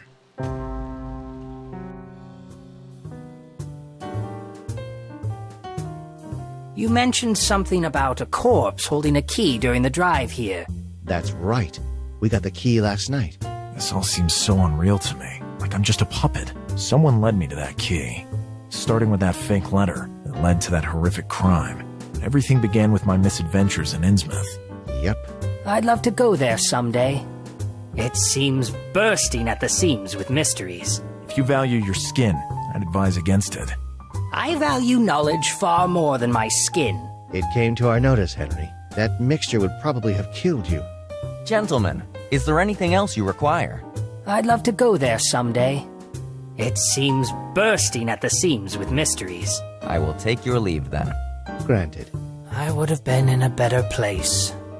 And I don't mean in any religious sense. There's nothing left for me here. For now, there is this mystery, though. Might that not be enough? It may provide some satisfaction. Lone Carter? It might be. What do you want? For now, all I can say is take a closer look at the altar in the church. But who? Where? Wait! Come back here! Who was that? How the hell should I know? This whole thing is driving me crazy. Tastier and tastier. Secrets and subterfuge. Just the way I like it. If you say so. Anyway, I say we start finding out exactly what this key is and how to use it. I should head to Miskatonic to look into that. Okay. When you're there, we'll check out the cemetery. Okay. I'll meet up with you there later.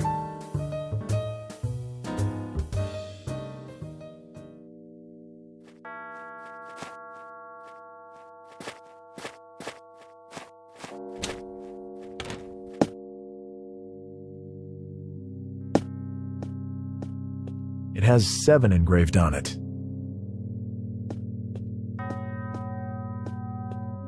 It has 7 engraved on it. It has 3-1 engraved on it. It has 4 engraved on it. It has 5 engraved on it. It has 3 engraved on it.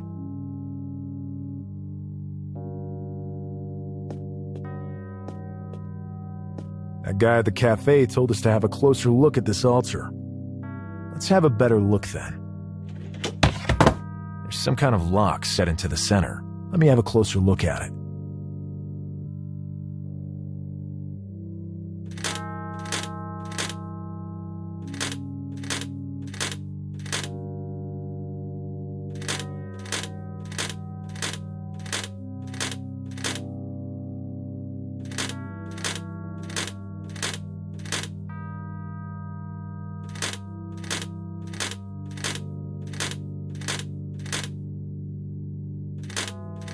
Bingo.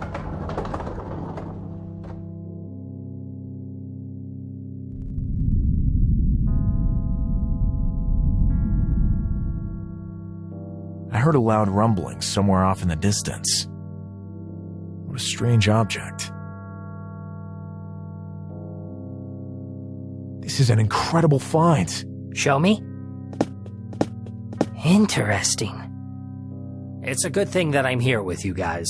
I've seen carvings like these before. Can you tell me what they mean then? No, Lone. I'll need to go to a certain special place to decipher them. Guys, I don't know if there's any connection, but Armitage seems to have dropped off the face of the earth. No one at the university knows where he is. I went to his house, and he hasn't been there for the last 2 days. This seems bad. We'll deal with that in due time, William. Look what we found. Henry said he can translate the symbols on it. Yes, I need to go somewhere to do so, though. And you already know how I get around. I'll need certain substances. Do you have access to them? I have a contact that might be of help. Rose. There are surely tons of medicines loaded with your certain substances in such a place. What kind of place? A madhouse. Yeah, that sounds about right. Good. Let's go. We'll figure out how to get our hands on your substances later. I might have an idea how to do just that.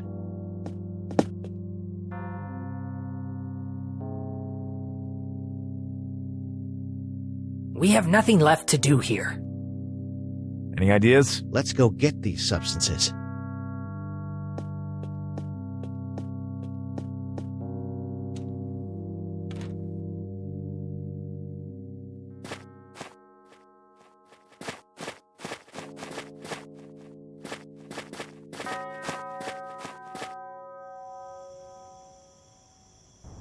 Hi, William. How are you, Ben?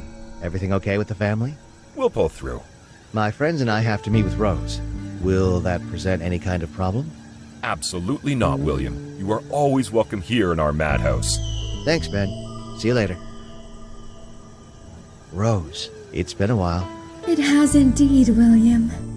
Lone, my good friend here, told me you sent your best wishes, and I just had to come see you.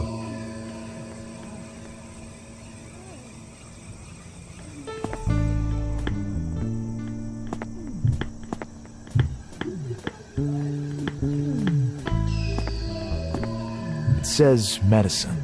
It doesn't seem to be locked. I think this is what we're after. Take a look, and be quick about it.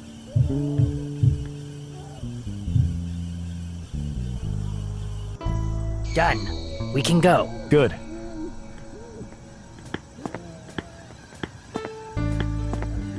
William, we're leaving. I still have a few things to catch up with Rose about. Head to my house. I'll meet up with you there. Sounds like a plan. See you later. Shouldn't we wait for William? I've done this countless times. Calm down. Sure you're not taking unnecessary risks? We can't even begin to know how to decipher what is written here. Someone is laying breadcrumbs for us to follow. That much is certain. At this point, I see no other option but to just go for it. Very well. Henry, thanks. You can thank me when this is all over and done with. It's already taking effect. My head is getting light. I beg you. What, Henry? Lone. William, he wouldn't wait. We'll just have to wait for him to wake up.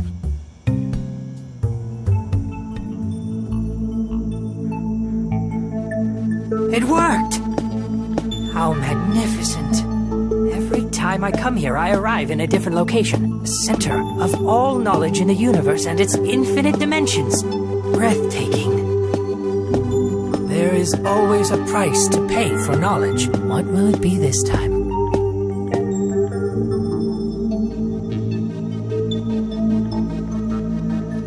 Simply wondrous. But this is no time for sentimentality. I have to start searching. What are you? What? Who's speaking to me? They are enormous volumes. I would not be able to even move one of them. What strange symbols. Who even knows what astounding knowledge these contain? They are enormous volumes. I would not be able to even move one of them. Breathtaking. Breathtaking.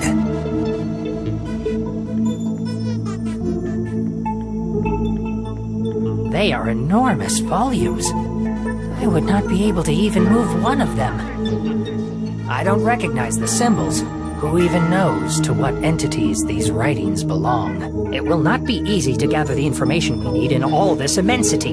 How can I possibly do so? Huh? Now you have understood. You seek knowledge, and knowledge you shall have.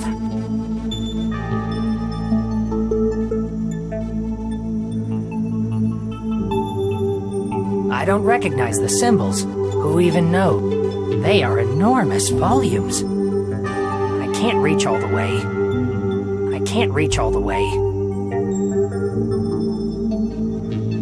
It seems almost as if they're alive. It seems almost as if they're alive.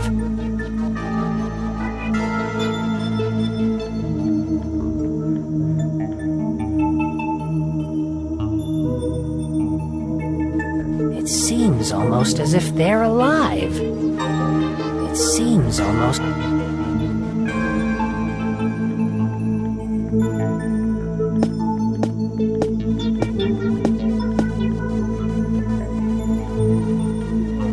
I'm blocked off here. What a view. This is not the first time I've been here, yet every time I see no known constellations. Perhaps I'm very far away in space, or perhaps even in time. Time to find this unknown word creature.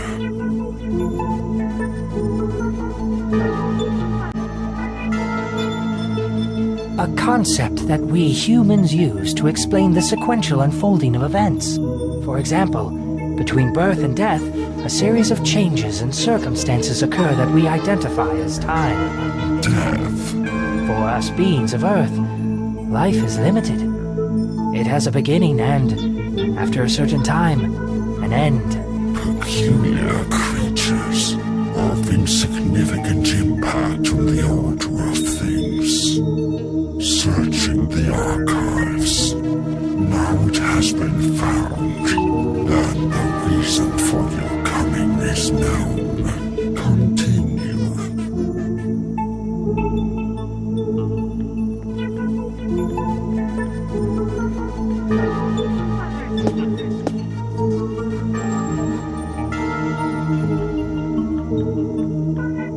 I still don't recognize any symbols. I have to find a solution. They are enormous volumes. I would not be able to even move one of them. No knowledge may be taken from here without paying a price.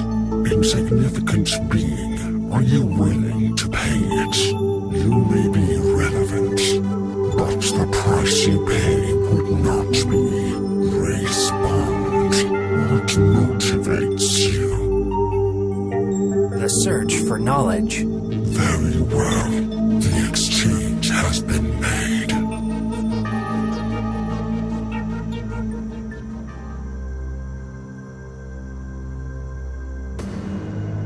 Where am I?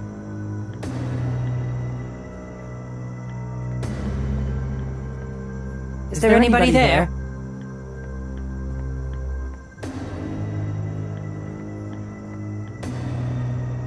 It seems there is no possible exit from this place.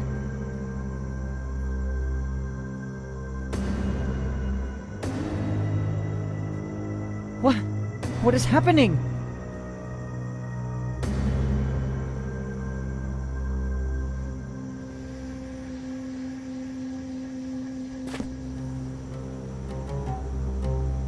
You there! What manner of place is this? Are you listening to me? Wait. Hold up! I would assume this but a dream, except for its realism.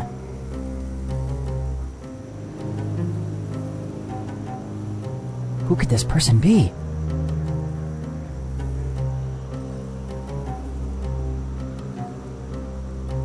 Halt, I say!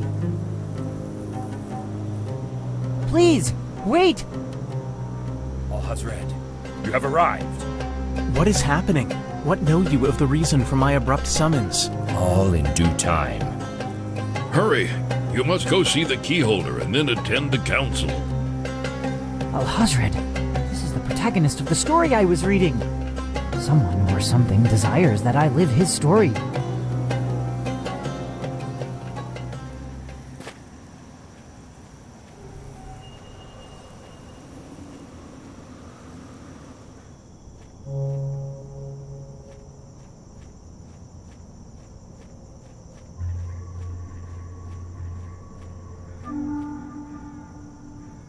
Has the day I become one of the keepers finally arrived?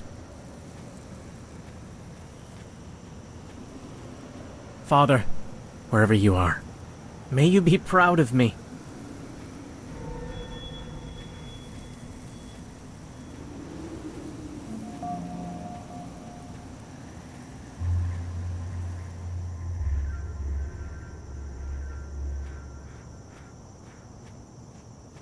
So, you have finally arrived.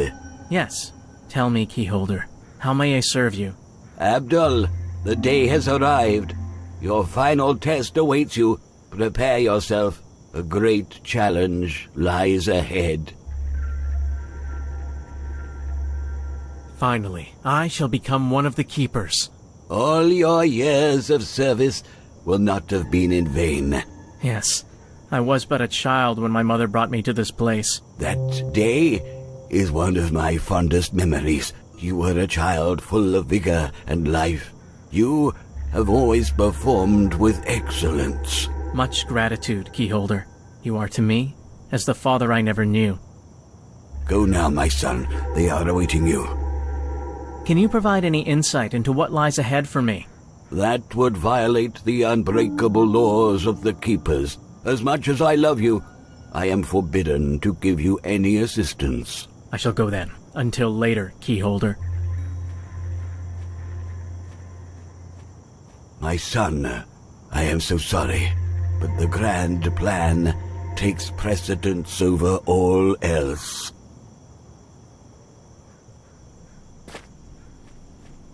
Poor Abdul does not know what awaits him. Nevertheless, all is in readiness. Eh? The guards speak of me.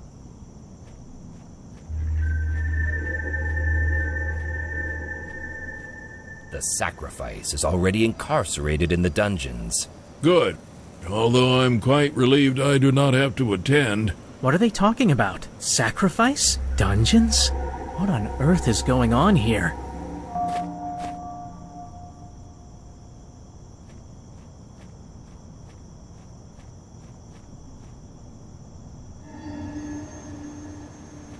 This could come in handy.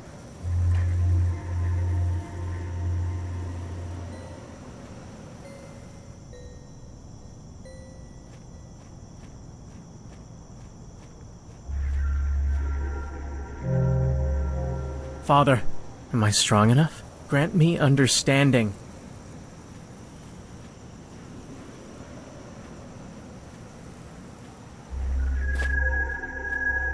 Mother! What are you doing down here? Abdul, my son. I'm so proud of you. What are you talking about? Who locked you up in there? I gave up my entire childhood for the key, and they repay me by imprisoning my own mother.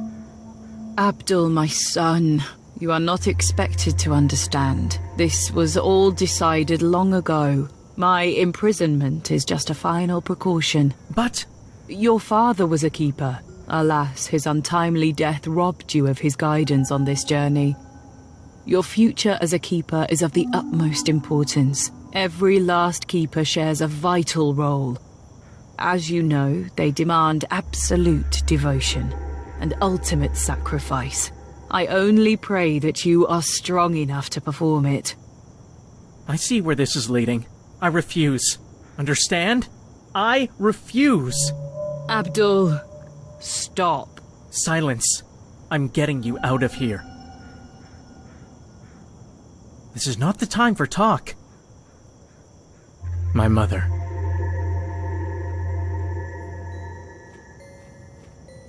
An empty cell. Most likely due to the fact that one of the bars seems loose. Maybe it will come in handy.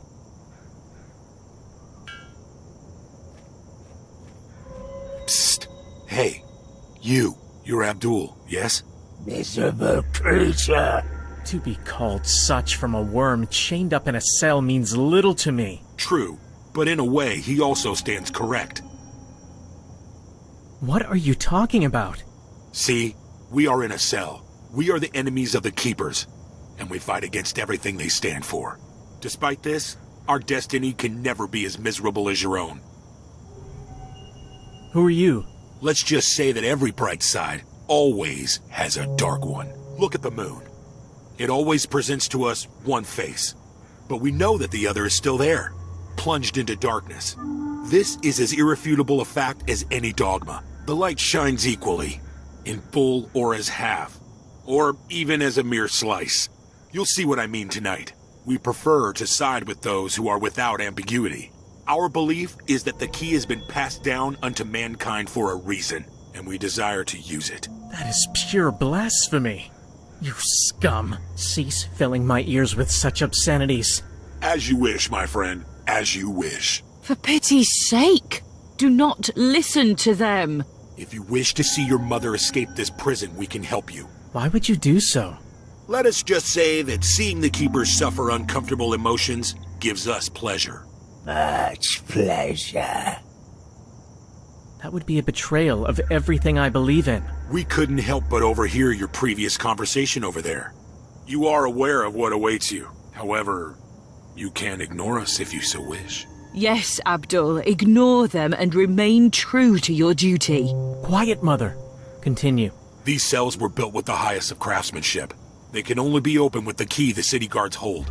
I know the location of the secret lock, but require a small favor in return, assuming you can manage to obtain the key. And what is it you want? There is a certain item in the keyholder's room that we desire. This object can take many forms. It's up to you to distinguish its current one. Such a task is impossible. That is your problem. But I can provide you with one small hint. I know it holds great magical power within it. I'll see what I can do. Okay, we'll just wait here. We're not feeling up to taking a stroll just now.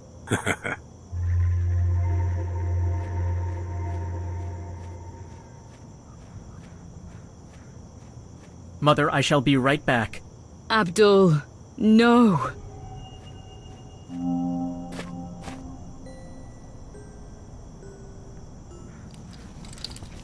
They fit together. Fortune smiles upon me.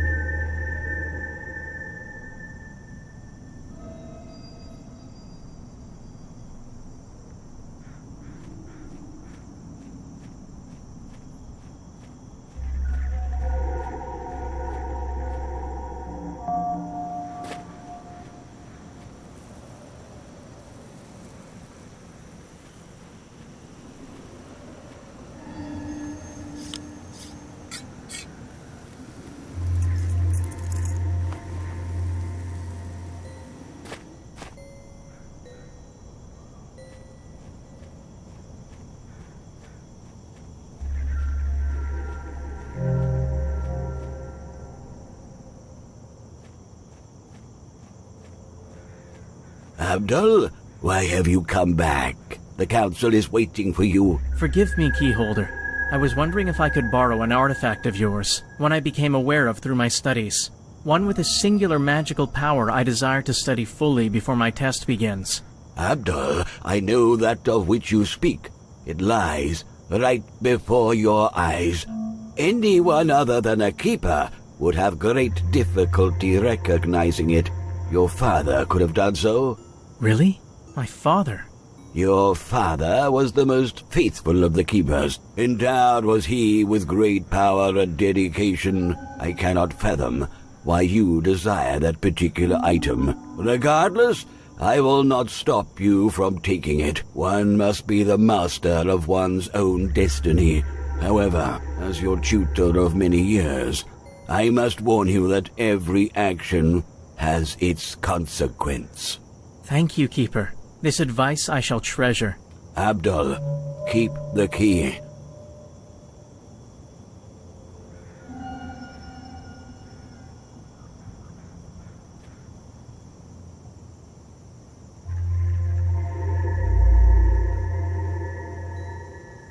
The pendant grows hotter and hotter. This must be the artifact I'm after. I believe I was able to identify the artifact. Excellent, Abdul. You sensed the power in the relic your father passed down to you. You may keep the lamp for as long as you need it. May you use it wisely. Of course, Keyholder. I shall return it as soon as possible. We shall meet again soon, before the rest of the council meeting. Delay no further, Abdul.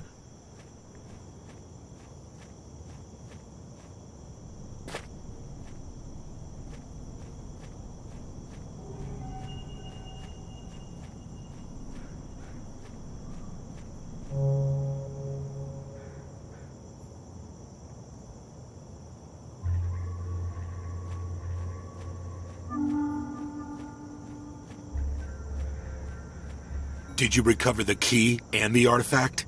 Yes, I have them both right here. Tell me where the hidden lock is. First, the artifact. What need would you have for a lamp in a cell? That is none of your concern. Do you not wish to see your mother go free? Give us the damn lamp! Here it is, but no tricks now. Excellent. Where's the lock? You will find a small crack in the column to your left. Fare thee well, fool. What? Curse you! Now, I have to get my mother out of here. I cannot open the lock without using its key.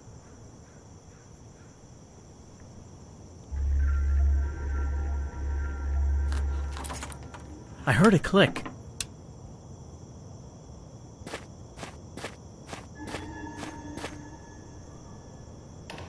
Quickly! I'll take you back home.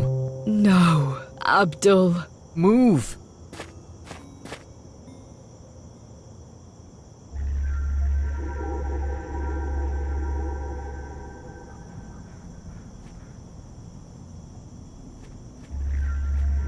We're trapped. Abdul, yield now and come with us. Don't worry, Mother. Everything will be fine. I know that everything will be fine. Just as I've always known. The key. Guard it. Protect it. Preserve it. Keep it. The key. Guard it. Protect it. Preserve it. Keep it. The key. Guard it. Protect it. Preserve it. Keep it. The key. Guard it. Protect it. Preserve it. Keep it. The key. Guard it. Protect it. Preserve it. Keep it. The key. Guard it. Protect it. Preserve it. Keep it. The key. Guard it. Protect it. Preserve it. Keep it. The key. Guard it. Carry the key with you. The key. Where the oil will go. Destiny.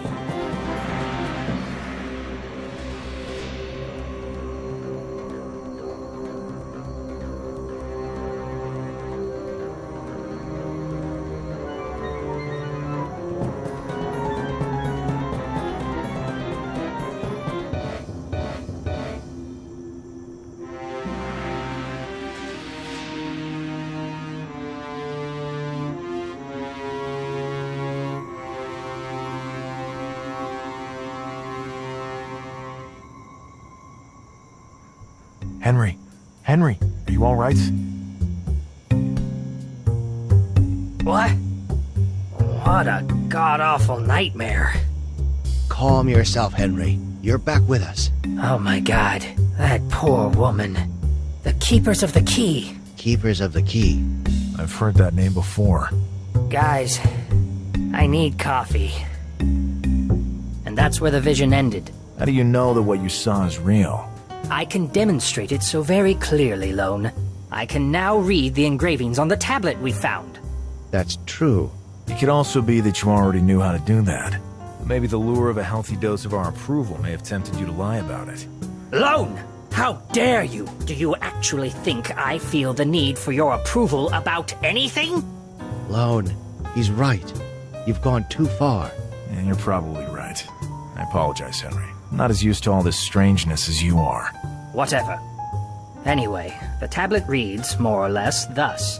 Although extremely powerful, they are considered lesser gods. They preside over small worlds, and the positions of the stars forces them into long lethargic periods. Why, we do not know. Perhaps certain configurations provide them with energy and nourishment. Great Cthulhu, sleeping in death, at the sunken city of Relay, awaits his reawakening. Ayataqua lurks in the cold Arctic region, worshipped by ancient forgotten races. Beyond the known universe exists countless other entities, named the Outer Gods, neither alive nor dead, multidimensional, infinitely powerful and insane. The most powerful and insane of them all, Azathoth, gurgles and drools at the sound of 1,000 pipers at the center of the universe. Oh, fate forbid that the cacophony should ever cease. What does all that stuff even mean? These are names that are often found in very rare occult texts. Yes, and I can assure you that they are much more real than you can imagine. Unfortunately, I cannot prove that. Not yet. The truth of the matter is, the first concrete proof is you. Me? Your so-called condition. Cthulhu. Now that you mention it, in the tunnels below Innsmouth, Elliot kept on repeating a chant with that word in it. That's extremely bad. That means the town is in some way involved with these gods. Then it's no wonder it's as shunned as it is. For now, let's just concentrate on understanding what this passage means. A passage from the Necronomicon, which was written, it is said, by the mad Arab Abdul Alhazred. He was in my vision. I shudder still. Night has fallen.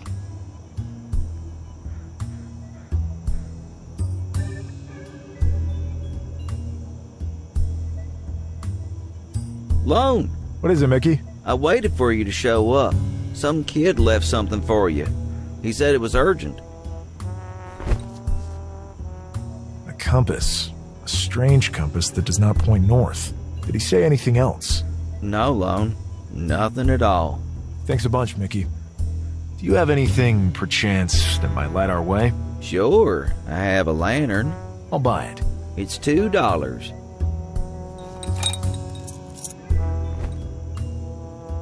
Here you go. No problem, Lone. See you around.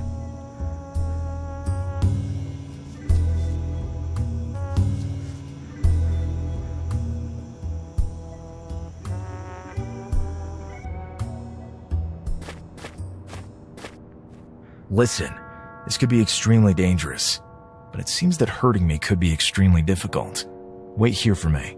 But Lone... There shall be no further discussion about this, William. This is my problem, and mine alone to deal with. I don't want you risking anything more than you need to. I'll keep you informed on everything that happens. If that's the way you want it, Lone. It's not the way I choose, but the decision is yours. Perfect. See you later.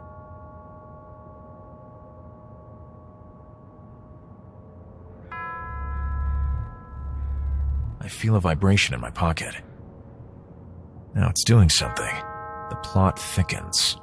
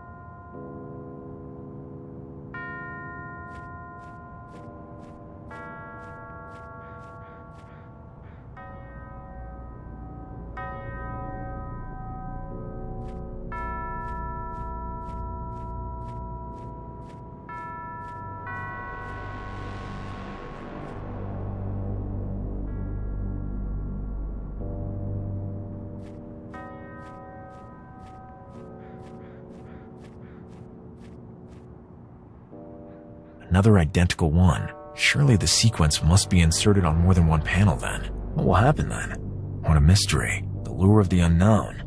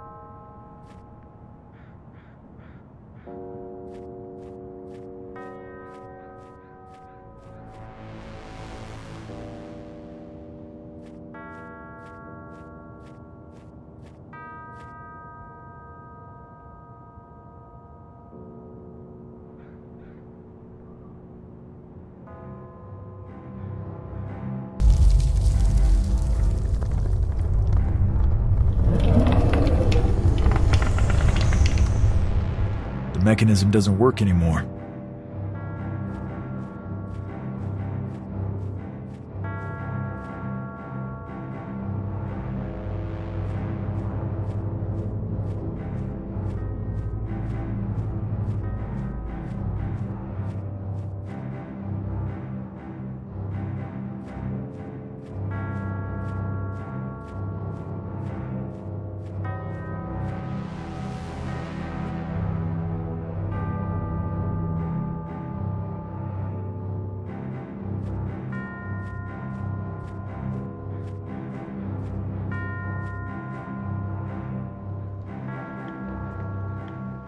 Well, all this grandeur is most unexpected.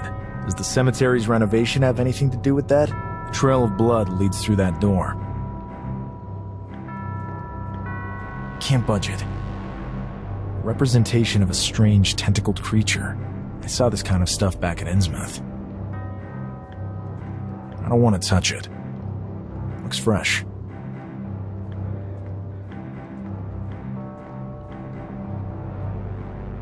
But what? Armitage! Lone, get out of here! You did it, Lone. All has gone according to plan. Let him go, right now! Ah! Do you take me for a fool? Release me now! All in due time. All in due course. You'll pay for this! You have merely been assisting me so far. I knew you would do it. And with a power like yours, nothing is impossible. What do you hope to accomplish by all this? Don't you know the magnitude of the powers you're playing with? You're insane. A madman! You dare to call the pursuit of power madness? My master has spent numerous lifetimes to attain it. But a stupid human eliminated him, wasting centuries of knowledge. But now, all that shall be undone. Oh, finally, you are here. What are you up to? Deliver your prisoner up onto us. Your work here is done. Who are you? Did you really think I believed your promises? The power incarnated in that mere mortal will bring my master back to life. Together, we will dominate your swarms of insignificant insects. Even Father Dagon will bow to our will.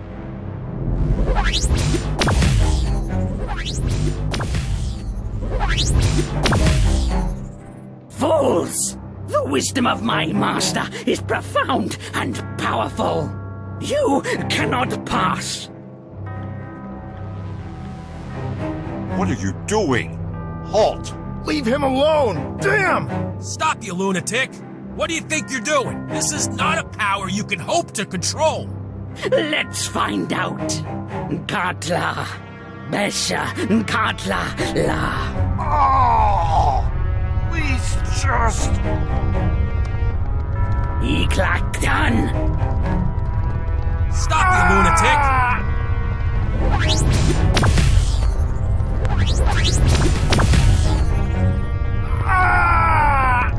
Katla, Besha, Katla, La. Iklaktan. What's happening to him? Let's run!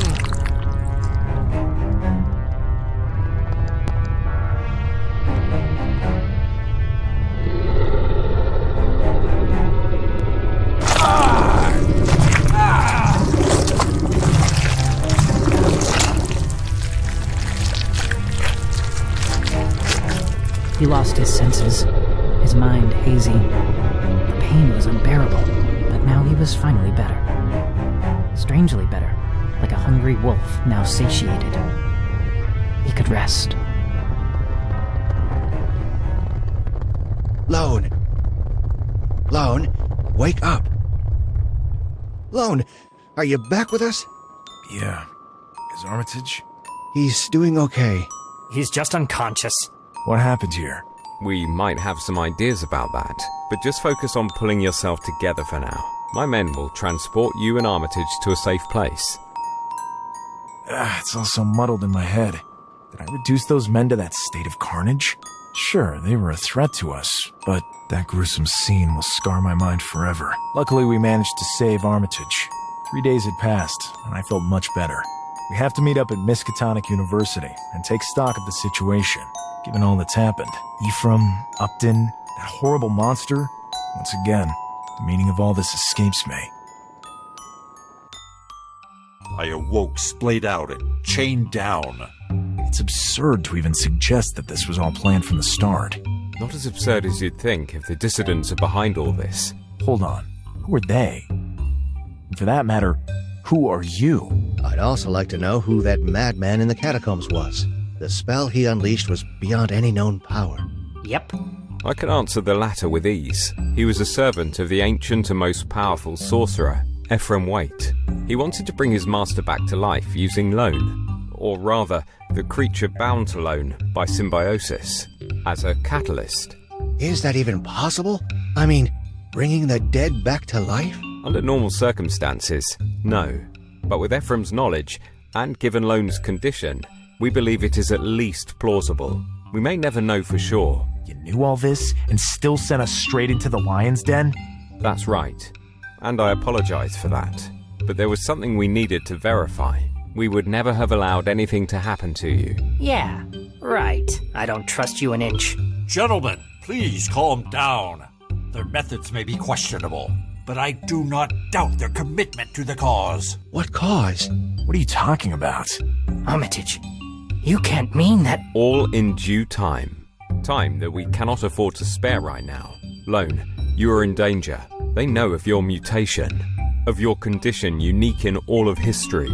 They will hunt you down. I was there all alone in the caves under Innsmouth. Yet, it seems my situation is public knowledge. Unless... Elliot. Suffice it to say that we knew of you well before Armitage contacted us. We had thought to simply eliminate you, but our superiors decided otherwise. Thanks a bunch for letting me live. Besides, after having now just seen you in action, that may have been a more troublesome operation than we expected. Stop right there. We don't kill people. We are the good guys. Armitage, I must disagree with you on that. We do what is necessary to preserve the human race. Individual lives, or even dozens, have no meaning to us. The important thing is the grand plan. And this is the very reason why you were never considered for recruitment.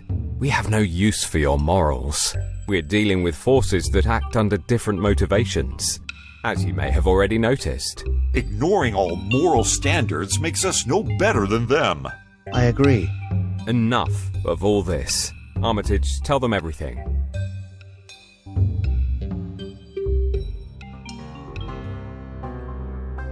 If anyone had heard the story disclosed in that tiny room by that small group of people, they would have thought them insane. It turned out that the group to which Aquila belonged... Yeah, you heard right. Aquila. Pretty curious, don't you think? Anyway, he called his organization the Keepers of the Key. Cool-sounding name. Very evocative, but without any real meaning. Or, at least, so they thought at that time. Blanco was fascinated. Akeley seemed to understand a lot more than the rest of them. But there was so much that the man kept to himself. They said they could help Lone. Apparently, a recent expedition to Antarctica had made a sensational discovery.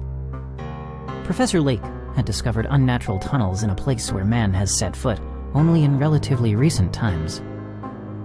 The Keepers, based on their secular wisdom, were convinced that if a solution could be found, they would find it there. As usual, Aquila did not go into detail, and there was no way to learn more from him than he deemed necessary. At this point, it was a leap of faith, but what other choice did they have? Lone could tell himself that this was mere madness, but he had seen this madness in action. He could no longer deny the evidence. The only help could come from this strange cult. He couldn't continue to pretend nothing was wrong. He was too dangerous. He didn't really trust these people, but they certainly seemed less interested than the dissidents in rubbing him out. For the moment, that was enough for him. And besides, He had his new friends by his side, and believed they had no intention of leaving it. That calmed him to some extent. Their departure was scheduled for the following week. They all made preparations in a hurry. They had no idea what it would be like to face such extreme temperatures. They bought some basic equipment and warm clothing. Everything else was to be provided by the university. The greatest adventure of their lives seemed already underway, but this was only the beginning.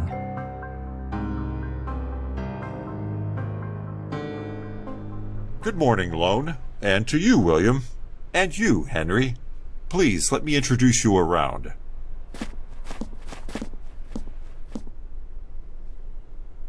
Good morning to all. Hiya. Hello. Allow me to introduce Professor Lake to you all. He is the head of the expedition. He's just back from Antarctica to attend to some business here. Good morning, gentlemen. It's a pleasure to have all of you on board. Akeley, good to see you again. The sentiment is mutual, Lake. The discovery we made is unprecedented in all of human history. I expect that your great depth of knowledge can help us learn even more. Certainly. It'll be our pleasure to help you any way we can. What we have uncovered is incredible. I return to retrieve the invention that will help write us into the pages of history. The drill invented by Mr. Poverty. The trip back here took what seemed like forever. But this time we will fly back. The journey will be much quicker, even if we must take landings at airports here and there. Correct, Mr. Barron? That's right, Professor Lake. Allow me to introduce myself. I am Louis Barron, and I will be your pilot for this journey. And if needed, I am handy in a fight. Pump the brakes on your enthusiasm, Louis. There will be no call for fighting. Excuse him. He's an Army veteran, and an excellent pilot. But let's get aboard. We have plenty of time to get everyone on the same page.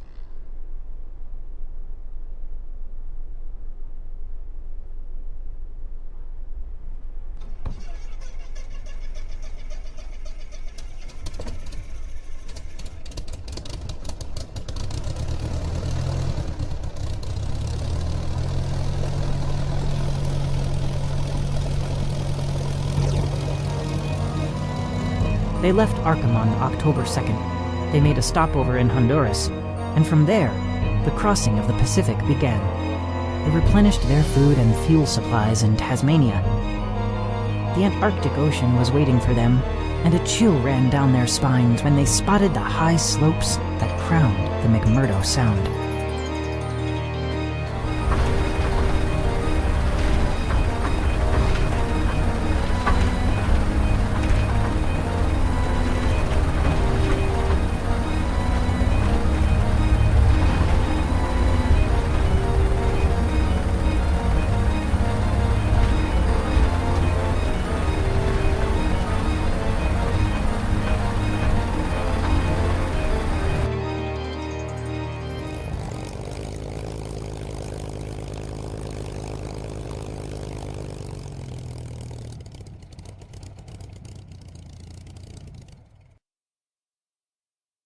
All in all, it was quite the pleasant flight.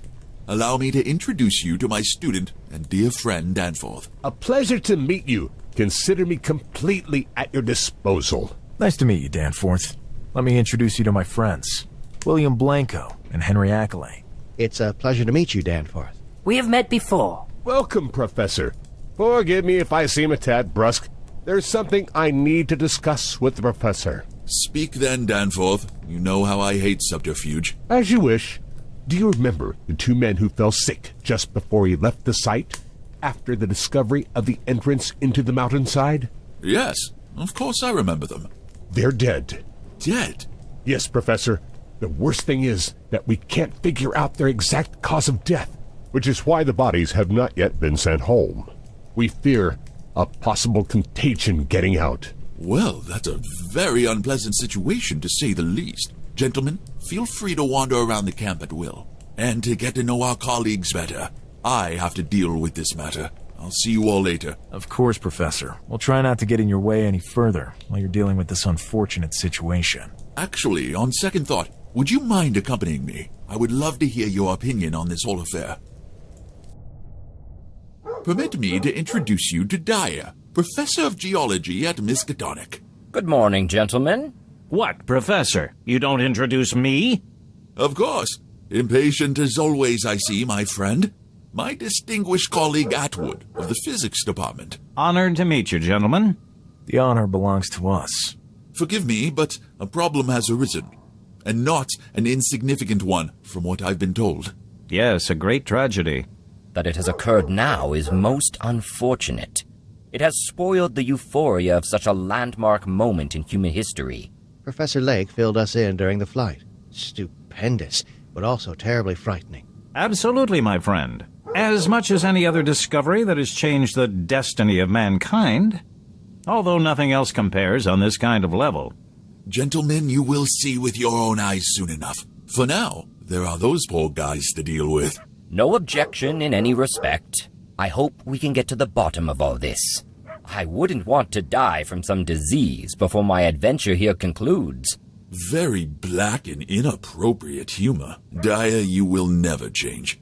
See you later. I'll be in touch. We're headed to the mess hall for a hot drink. Please feel free to join us if you like. Follow me. After you.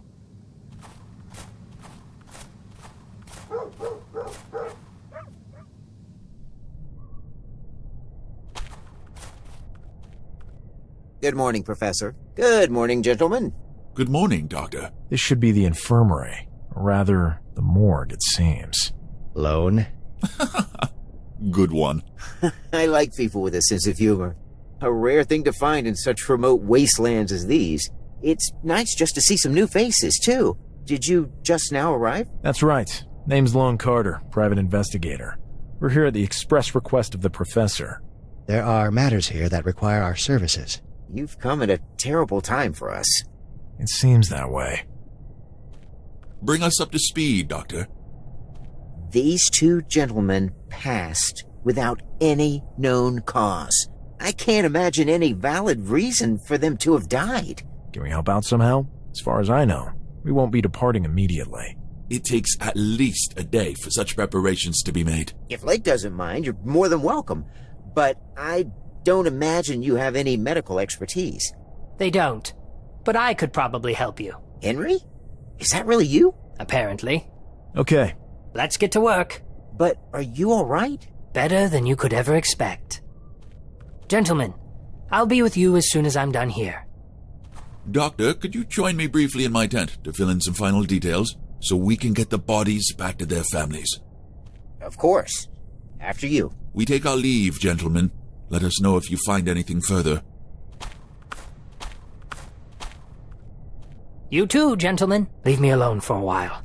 I must focus. And if they have not found any apparent cause of death, I'm sure I can figure out why not. Be that as it may, Henry. This is not what we're here for. Don't spend too much time on this. See you later, Henry.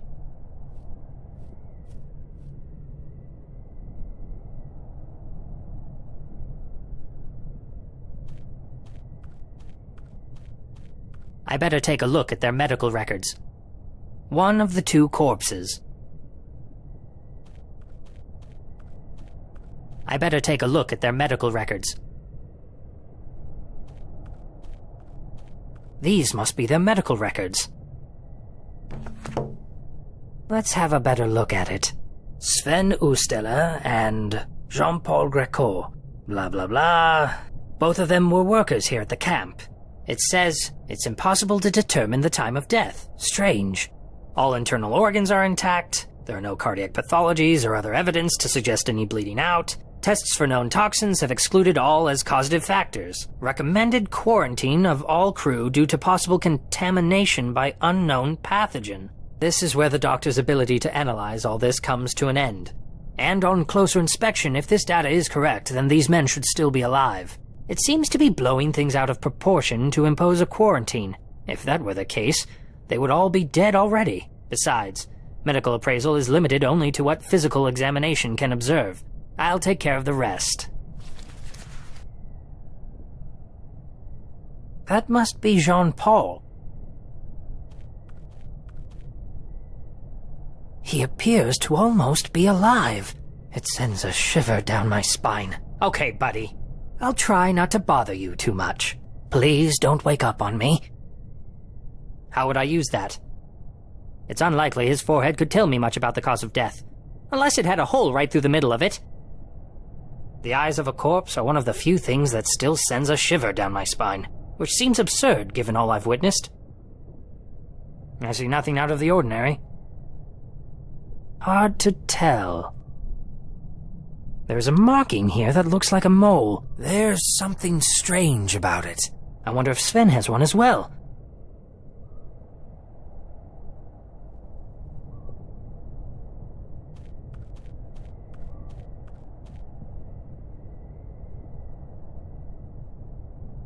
This confirms my theory.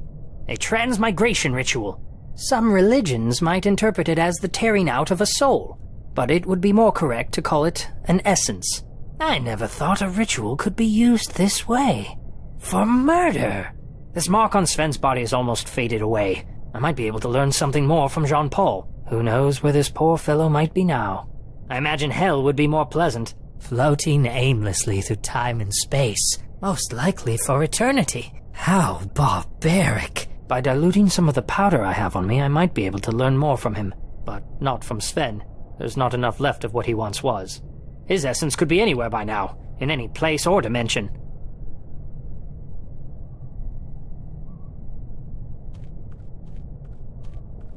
Contains something, but nothing of interest to me right now.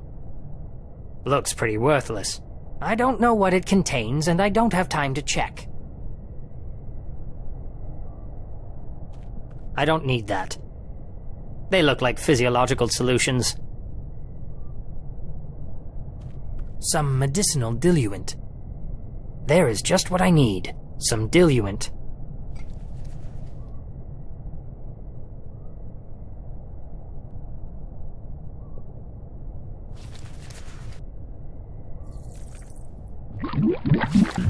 This should do the job.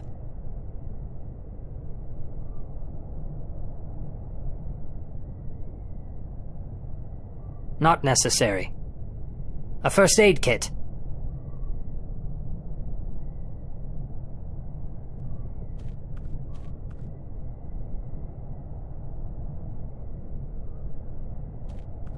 A rag of some kind. Not necessary.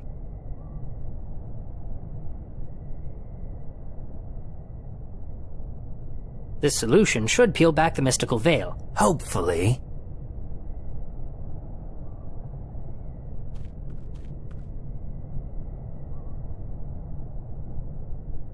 That's done it. Where am I? I'm cold. I can't see. I'm scared. Tell me what you see. Everything's pitch black. I can't see anything. My legs, my arms. I can't feel anything. Calm down. This will all be over soon. What will be over soon? What's happening to me? Stay calm. It's just a dream. That's a relief. I sure hope I wake up soon. I'm sure you will. Who are you? I'm Henry Akeley, a professor at Miskatonic University. I don't know you. Why are you in my dreams? What happened to you? I don't know. I was in my quarters. I must have fallen asleep. Jean-Paul, was there anyone who wished you harm? Anyone who bore a grudge against you? No. I may not exactly have led a blameless life, but the people I know have always been fond of me. What a strange question to be asked in a dream. Jean-Paul, I cannot continue lying to you. I'm very sorry to have to tell you this, but you're dead. Somebody murdered you and your friend Sven. Dead? I thought this felt too strange to be a mere dream. Sadly, there is nothing I can do to fix this. But I can help you take revenge on the culprit. A small consolation, but at least it's something. Small indeed. God knows how poor Mary would take the news. I have not been the best of husbands. If you could maybe tell her sorry from me? Of course. I will do that. I still can't imagine who would want us dead. Unless, could it have been because of that thing?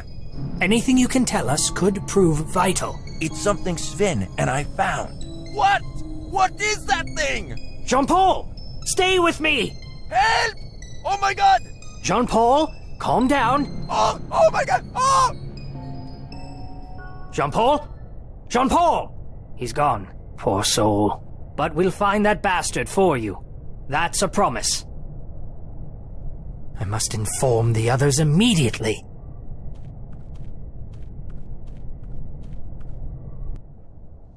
So, what have you found out? You really can die from the cold out here.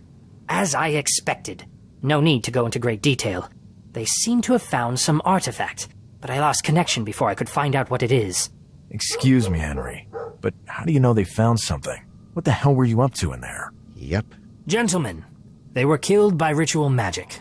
Extremely cruel ritual magic. I'm quite familiar with such things, as you probably know by now. I had no idea such things could go this far. When we get back, you and I should have a long chat, if that's all right with you.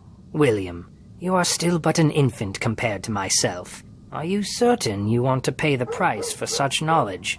Gentlemen, this talk of yours about necromancy is most entertaining, but if there really is a killer on the loose around here, we are all in immediate danger. We must investigate further. Agreed. There'll be time for small talk later.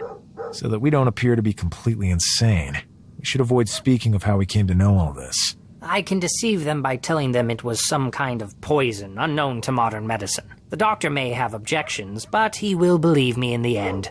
He has followed my studies closely and knows that I don't make idle claims. We should avoid mentioning that they found something, at least until hard evidence comes to light. They would question how we knew all this. That goes without saying.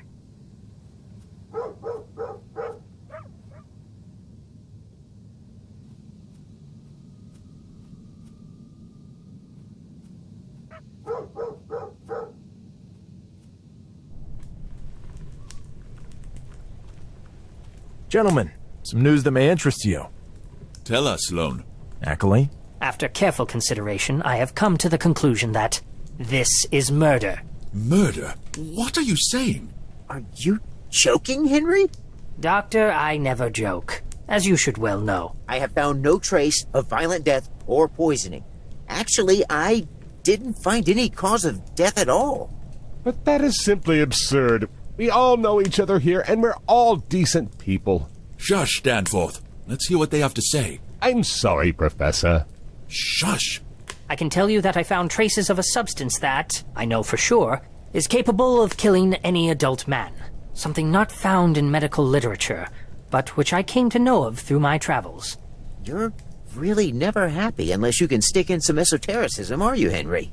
Stop your bickering. Lake asked for our help, and that's what we're going to give him. It's true that Ackley's methods aren't exactly orthodox, but they've never let us down in the past. So, I'm of the opinion that there could be a killer on the loose among us. Would you rather risk that, or would you rather we investigate? If Armitage sent you to me, he must have a good reason for doing so. I want to trust you. But, Lake, this seems absurd to me. Doctor, there will be no further discussion.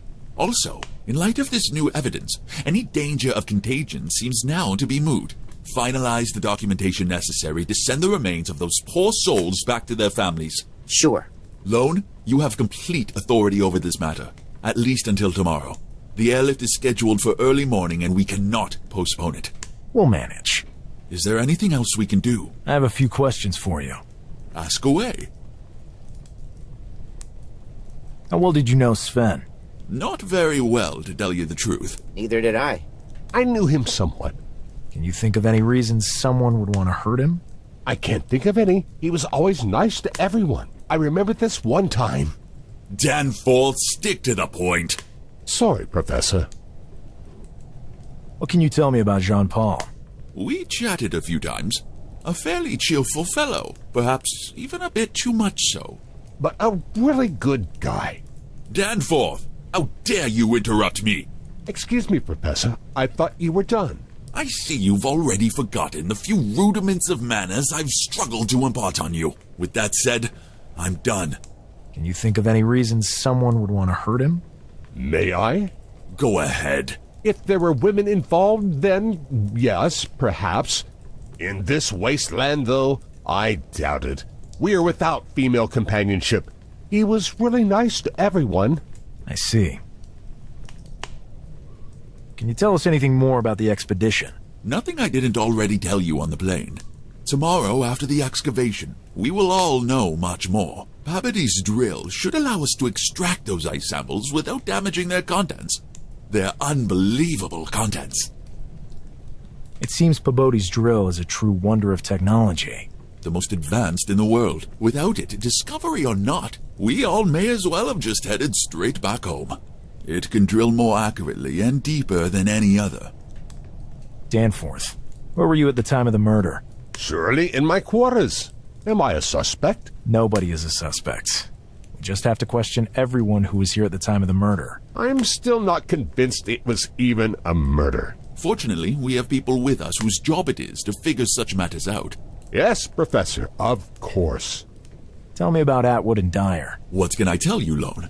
They are both luminaries in their field, and I am fortunate to have them here with me. I am quite certain they are above suspicion. I would wager good money on that, actually. What do we know about Barron? A rough guy. Very macho. But he was not here at the time of the incident. He was busy piloting the very aircraft you were on. Good point, Lake. Doctor, where were you when the bodies were discovered? I was in the infirmary, as always. I was catching up on some paperwork at the time. Can anyone confirm this? People stop by the infirmary all the time for one reason or another. I think pretty much anyone in the camp can vouch for me. I can confirm that.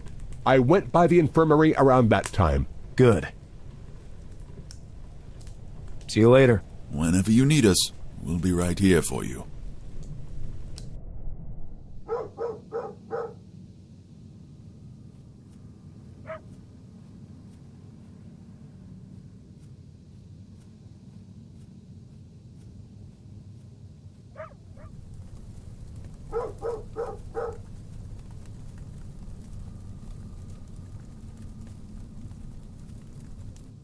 Is anybody there? Come on in. Can I steal a moment of your time? Sure. I'm on a break. Hi there. Name's Lone Carter. This is William Blanco and Henry Ackley. A pleasure to meet you. I'm Johnson. What can I do for you? I have a few questions. It will only take a moment of your time. Very well. There's not much else for me to do right now. The drill was leaking oil left, right, and center. But I got all that plugged up, thank God. What can you tell me about Sven Osterling? And who might that be? One of your colleagues. There have been 2 deaths. Know anything about that? I haven't exactly bonded with the rest of the crew. Was he the Frenchie or the German? The German. I see. He seemed like a nice enough guy to me. They seem to have been murdered. Interesting. I didn't do it, if that's what you're insinuating. I wasn't insinuating anything. You're merely after the truth. We were investigating at the bequest of Lake. I'm really sorry, but I don't know anything about those 2 guys. Thanks anyway. What can you tell me about Jean-Paul Greco? He was annoying as hell. I'm sorry he's dead, but I'm glad I don't have to listen to his grating voice anymore. That's not a very nice thing to say. The truth is rarely very nice. It might be nicer if it included some degree of respect. If you say so, Lone. Thanks anyway. What can you tell me about this groundbreaking discovery? Nothing. This is just another job for me. I can work and get some peace. For the most part, at least. I can't deny that going into the mountain had me shaken up at first, but I tend to find myself bored by most things fairly quickly. Let's hope the drill rekindles my enthusiasm. Understood. Thank you. What's your job here? I'm head of maintenance and in charge of the explosives. What was the problem with the drill? We brought it here with us. Some kind of minor mechanical fault that caused an oil leak. It's all fixed now, though. It's a miracle of technology, but tends to break down easily. See you later. Fine. Get away from the stove! Okay, sorry. I didn't know it was such a big deal just to warm one's hands up a little. It bothers me a great deal.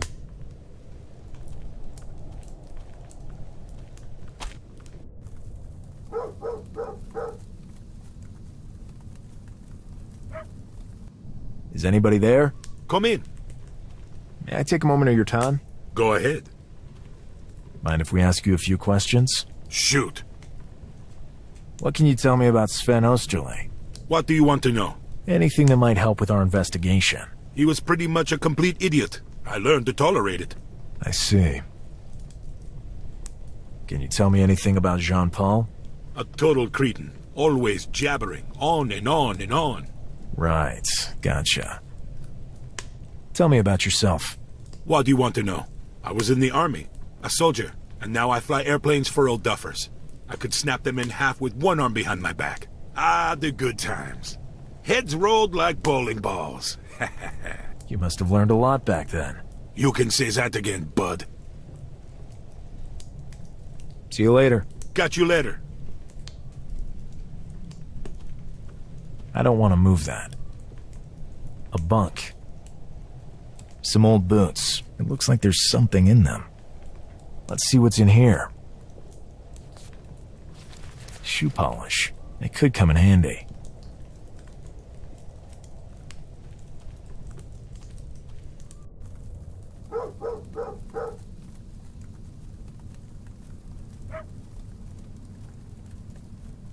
Can I speak with you for just a moment?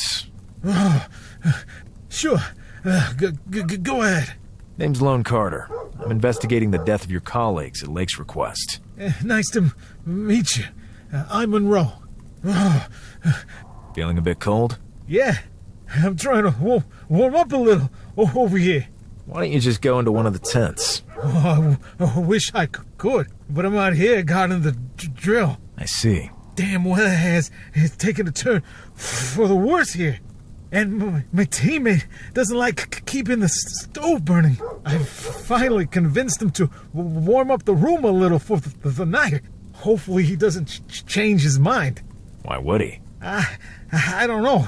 He's not exactly your normal human being. You can't find him in the second tent on the left there. His name is Johnson. We already met him, and I can assure you that the stove is lit. Oh, great. Hey, what can I help you with? Tell me about Sven. I'm so sad. He was a great friend to me. I'm sorry to hear that. Can you think of any reason someone might have wanted to harm him? Not that I know of. He was always so nice to everyone. There's something I must tell you. We fear that your colleagues may have been murdered. Incredible. Who would have done that? And why? That's what we're trying to find out. Did you notice anything odd about him? There was one thing. I'm listening. In the days preceding his death, Sven was hanging out more and more often with Greco. Interesting. But that's not all. Go on, please. He appeared wary, as if he feared something. I have no idea why. His eyes were quite red, as if he wasn't sleeping well. Did you notice any of these same symptoms in Greco? I can't say I noticed anything like that with him. Thanks anyway. Tell me what you know about Jean-Paul. I didn't know him all that well. Is there anyone who might have had a grudge against him? He was a little outspoken, but all in all, a pretty decent guy. So, no, I don't think so. I hope you get to the bottom of all this. Oh, don't worry. We will. Why are you out here guarding the drill? It's a very delicate machine. Danforth insisted on keeping an eye on it. That doesn't make much sense out here in the middle of nowhere, but orders are orders. Oh. Johnson mentioned there was a problem. Yes, the oil was leaking. Nothing that couldn't be fixed. Johnson has already taken care of that. Is there anything you can tell us about the expedition? Not much. We're just mechanics. You should talk to the brains of the operation. They are over there, in the mess hall, as we speak. Have you remembered anything else about Jean-Paul? No, but if I do, you will be the first to know.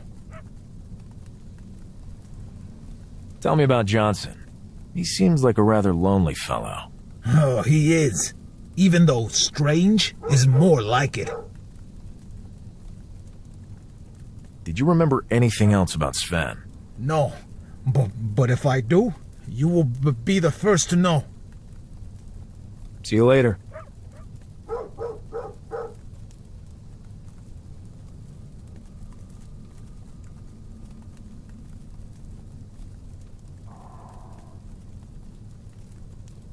Good morning. Name's Lone Carter. Good morning, if you say so. Not in the best of moods today? Not particularly. It's pretty much 24 hours of daylight every day. Can't get any sleep, and my little guys here aren't at their happiest either. As you can see. Yeah, all this can't exactly be easy on them either. May I inquire as to your name? I'm Larson. I tend these poor dogs and take care of the sleds. Do you mind if I ask you about a couple of things? Go ahead. Things can't get any worse today. Tell me about this expedition. The pay is good, but it's rough on the dogs. Hear that? They are not happy, and neither am I. Doesn't the discovery excite you at all?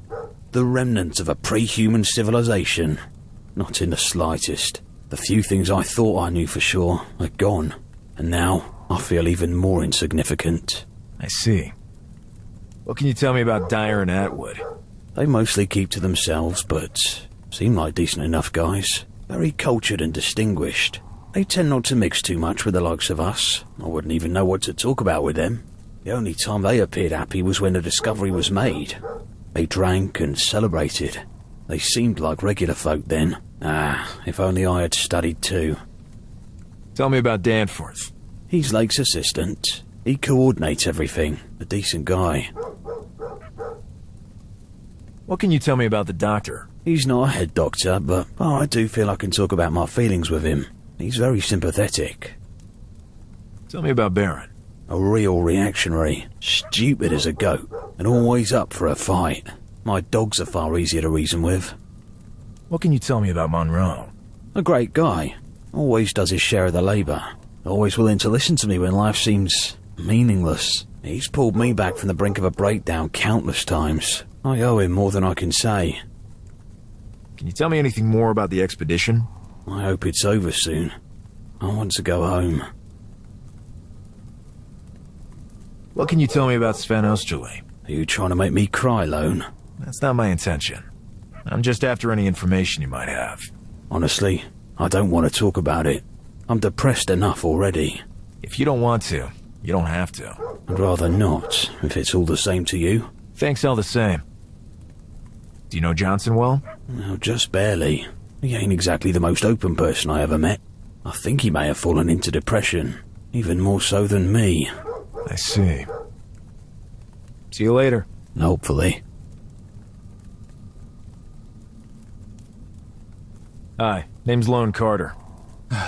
I'm on duty here. Make it fast.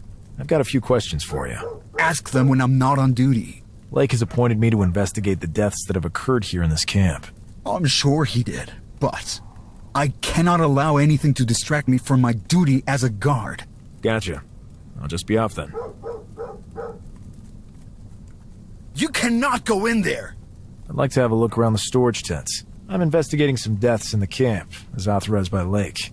Oh, I'm sure he has. But if any problems crop up later, I'll be the one paying the price. I'll need to see the proper papers before I can let you in. I see.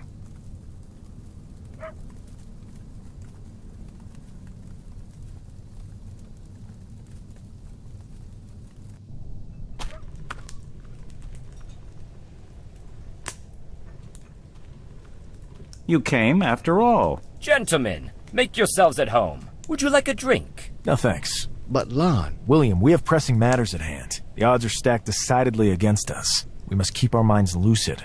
Isn't that right, Henry? It is as you say, Lone. Yet you, Lone, you have the face of a man to whom the bottle is no stranger. Never while on duty. Wouldn't you agree, Atwood? Of course. As you all may recall, this is Dyer over here. Nice to see you all again. New company is a rare thing in these parts. How can we help you? What can you tell me about Sven Osterley? Poor guy. Kept to himself mostly. But when he drank, he became the life of the party. Atwood, remember that stopover we made in Peru? That woman went totally crazy over him. Yeah, poor boy. If I'm not mistaken, he was from Germany originally, but his family had settled in America some time ago. I believe they immigrated shortly before the Great War. Good for them. Things weren't looking good in those parts. And yet, what will his parents think if they're still alive? This I don't know. To escape that hell only to lose their son in this land at the edge of the world. It's part of the game, Atwood. It's a risky business. Of course, but it usually involves death from shipwreck, plane crash, or other work-related hazards. We are actually pretty sure. Dear gentlemen, this is now a case of murder. What? Murder? Are you sure? Ackley? Absolutely certain. This changes everything. Furthermore, the killer is still among us. Could be anyone who was here at the time of the crime. Therefore, only us, Baron, and Professor Lake can be counted out, as we were in Arkham together, along with the crew of the plane. I see. So we are all suspects? We still have no clue as to the identity of the culprit. The investigation is still ongoing. We'll assist you in any way possible, Lone. Absolutely, yes. What can you tell me about Jean-Paul Greco? He was a very nice guy. When taken in small doses. A little too chatty and enthusiastic for my taste. But anyway, he was a good person. Or at least he seemed to me to be. I really didn't have much contact with him. He did his simple job with efficiency, usually teamed up with that other poor guy. I see. Was he married? I remember him saying once that he was. I don't know anything else. Me neither. Thanks. Don't mention it. We are here to help. Professor Lake told us of the incredible discovery. Incredible to say the least. Gentlemen, there are creatures frozen in there, probably from an era before humans even existed. At least, according to all the findings we have made. We cannot fully discern their shape without exhuming them from the ice. Yes, and yet they already seem like nothing terrestrial. Can you give us a rough description? You taught at Miskatonic, didn't you, Akeley? Sure. Unless I'm mistaken. You had access to restricted tomes? Dyer. Easy, Atwood. It seems my fame precedes me. Precisely. And that's something you should be proud of. These creatures look like they sprang directly from the pages of the Necronomicon, as the mad Arab Alhazred sketched them therein. These sound like mere flights of fancy, Dyer. Most interesting. I can't wait to get to the site. We share your enthusiasm. Hopefully this investigation will not cause too much delay. Shouldn't be a huge hurdle, Dyer. Or at least I hope not. I intend to solve this case as soon as possible. Heading out with a murder hot on my trail doesn't sit well with me. I agree. Can you tell me anything else about the expedition? Tomorrow you will see for yourself. See you later. Catch you later, gentlemen. Whenever you need us, we are here for you. Greetings, my friends. What do you require of us? Do you know the guy guarding the storage tent? Sure. He's a somewhat overzealous type. You could say that again. He won't let us in. Actually, it contains property of the university, as well as the crew's personal goods. Gentlemen, may I remind you that this is an ongoing investigation, and that time is short. You should bring this up with Lake, first and foremost. Perhaps he can provide you with this documentation. We'll give it a try. In case that doesn't work, come back and let us know. See you later. Catch you later, gentlemen. Whenever you need us, we are here for you.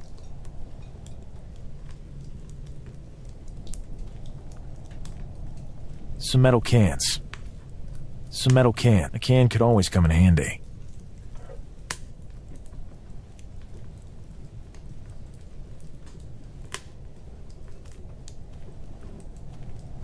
I don't want to turn it off. It's cold in here.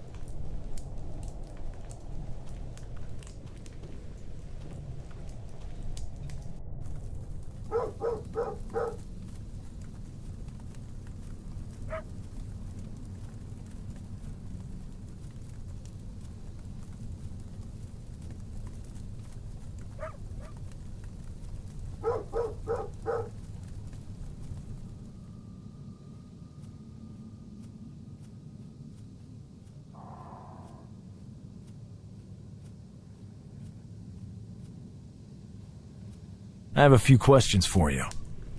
Ask away. We need to take a look in the storage tent, but the guard won't let us pass. He's a somewhat over-enthusiastic type. He has to see our papers. I can't help you out with this one, Lone. It would take forever to prepare the proper paperwork to grant access to their personal effects.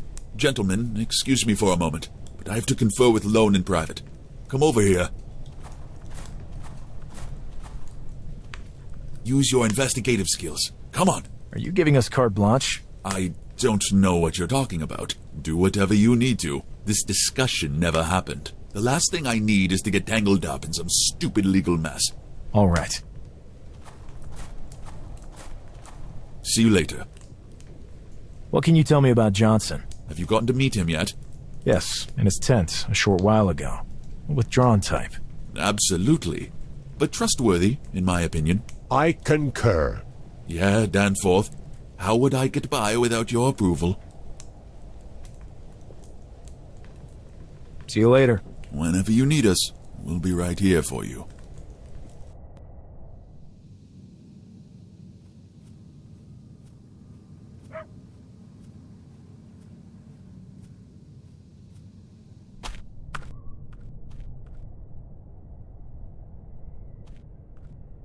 I wonder if it contains anything useful. I should ask Ackley. Henry, can you tell me what's in this jar? Let me see. Looks like a laxative to me, and a strong one at that. Sounds good. I'll grab some. It might help us out somewhere along the way.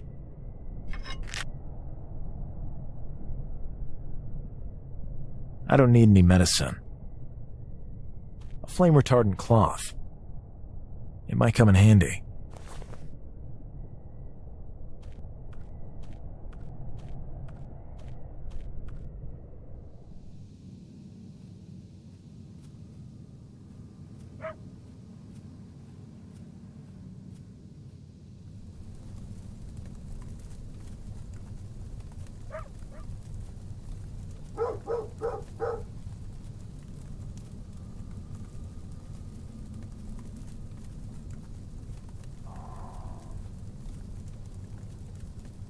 Can I speak with you for just a moment? Sure. Go ahead. See you later.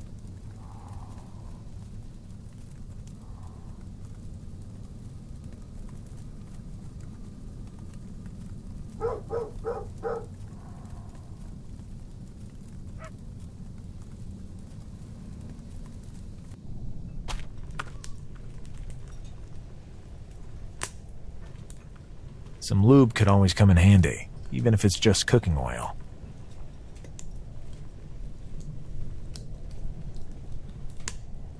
It would serve no purpose.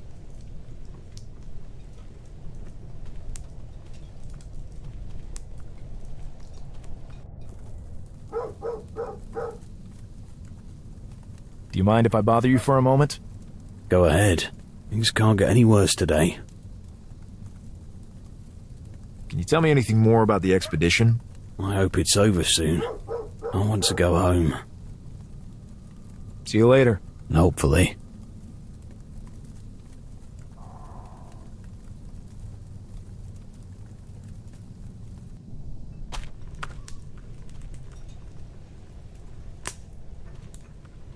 Greetings, my friends. What do you require of us?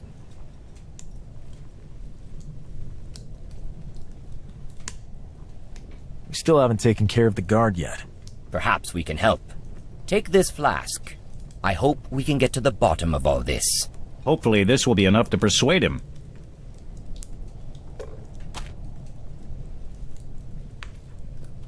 Thank you so much. We owe you one. Can you tell me anything else about the expedition? Tomorrow you will see for yourself. See you later. Catch you later, gentlemen. Whenever you need us, we are here for you. Paris's beverage of choice. This could just work.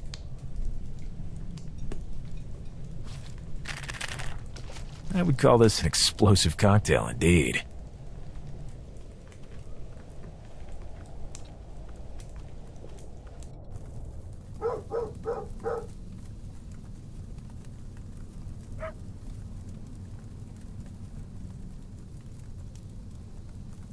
What's in that tent?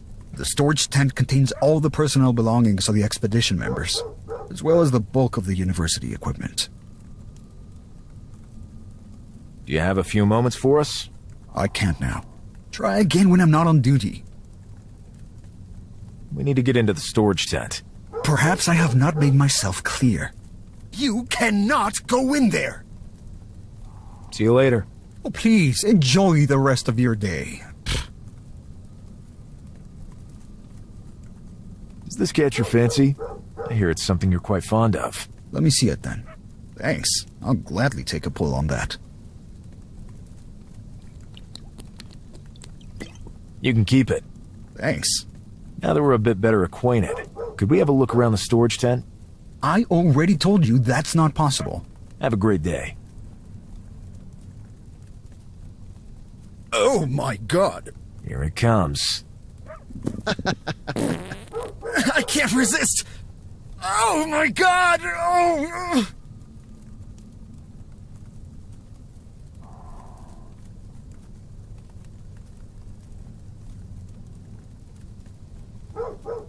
We now have access to the storage tents.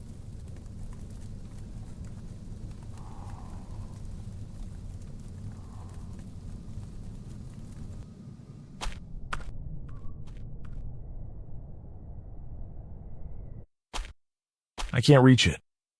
Some crates. It's locked. It says Jean-Paul Greco on it.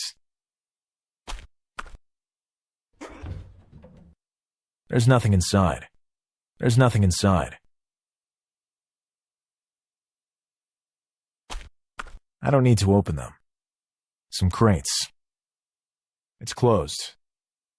Danforth is written on it. I don't need to open them. Some crates. Simple barrels.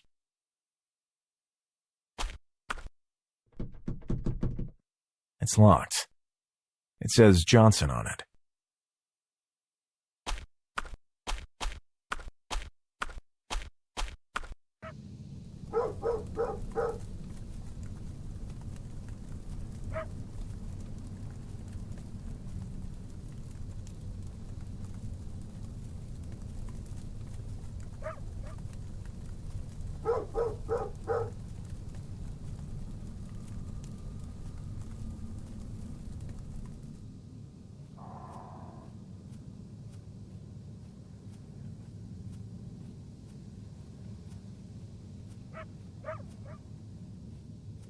I have a few questions for you. Ask away. Can you tell me anything else about Sven? Nothing else comes to mind. I can't think of anything. Monroe did mention that for the last few days, Sven appeared to be on edge, as if he were afraid of something, and that he hung around more often than not with Jean-Paul. I didn't notice anything myself. Then pay more attention, Danforth. Do you know where the victims kept their belongings and correspondence? We usually keep such things in our quarters, but we also have trunks kept in storage. Do you have any idea where the victims' correspondence has gone to? We turned up nothing in Sven and Jean-Paul's quarters. The mail goes out once a month. It's usually not sorted until a few days ahead of time, and there are still a few days to go. Thanks for interrupting me, Danforth. Sorry, Professor. Did you find anything unusual among the victims' possessions? Sven's trunk in that storage tent was practically empty. We haven't been able to get Jean-Paul's trunk open. We can't find the key, and it would be most indelicate to return it to the family after it's been broken open. Understandable, but we absolutely must find out what's inside it. Where were they staying? Danforth? They were in the same tent, along with Baron. Thanks. Any ideas about how to get Jean-Paul's trunk open? We can't find the key. It could be anywhere. Do you have any other ideas about where their correspondence could be? No.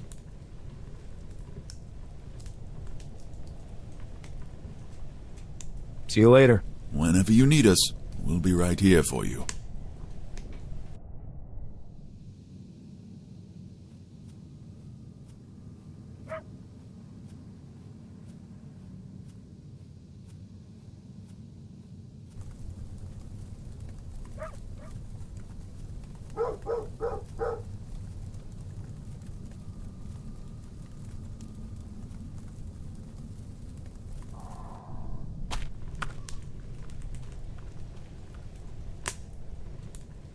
Mind if we ask you a few questions? Shoot. Are these your quarters? Yeah, why? Then this must also have been Sven and Jean-Paul's quarters. Not the best roommates I've ever had, but yeah. Could you tell me where they slept? In the bunk beds to your left. Sven on top, Jean-Paul on the bottom. We're looking for the key to open Jean-Paul's trunk in the storage tent. Do you know anything about that? Check under his mattress. He was always stashing stuff under there. At worst, you might find some decent whiskey. Thank you. See you later. Catch you later. Let's find out if Baron was right.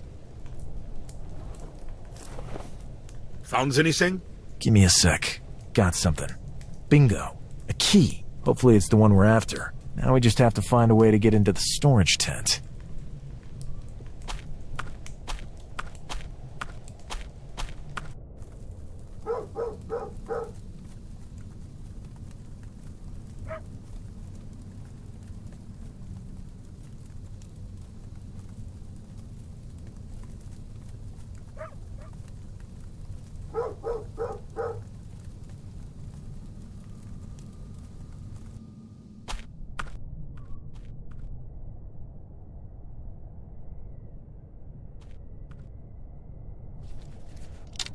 It fits.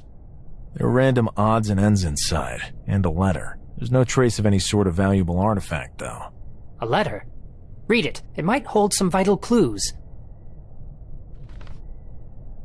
Mary, our worries are over. In addition to the lavish paycheck from this expedition, I think I found, during our last outing, an object of immense value. It should make us a lot of money. Tell your brother to get in touch with that certain person. Unfortunately, we will have to share the spoils, but we will worry about that later. Jean-Paul. P.S.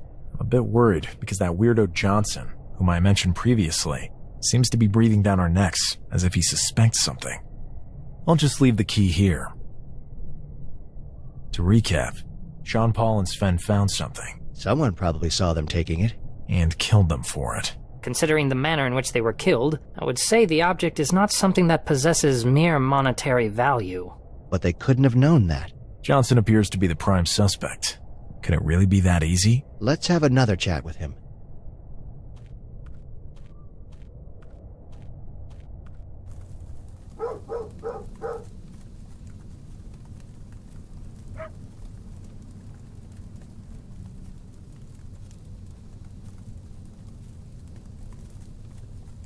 Can I speak with you for just a moment? Sure. Go ahead. We suspect it may have been Johnson who killed Jean-Paul and Sven. Johnson? Yeah, this letter pretty much says it all. Strange. He didn't seem to me to be the murdering type.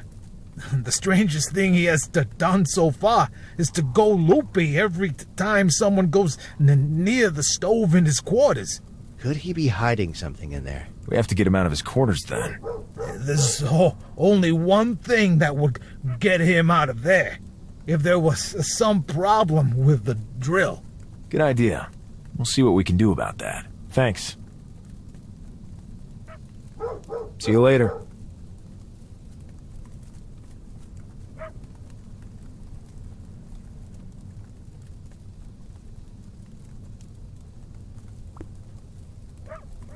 There is now shoe polish in the container.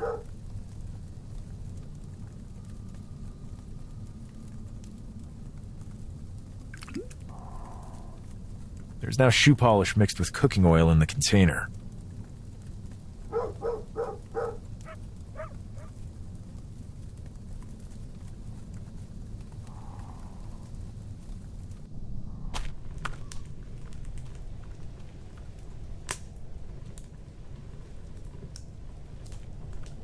Let's see what happens. What a stench! What are you doing, Lon? A little experiment. Here. It's turned all black and slimy. Interesting.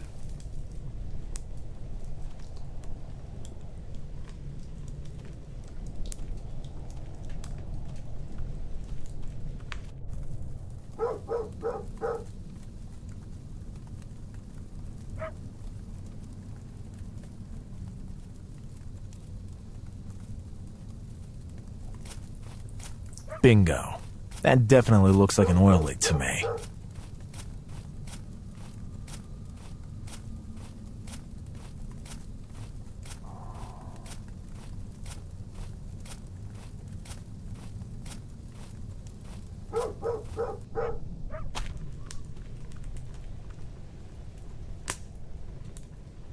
The drill has another oil leak. That couldn't have happened again. It seems it could. There's black stuff spewing out everywhere. I have to get this under control, immediately. Oh my god, this is unfortunate. Please don't touch anything while I'm gone.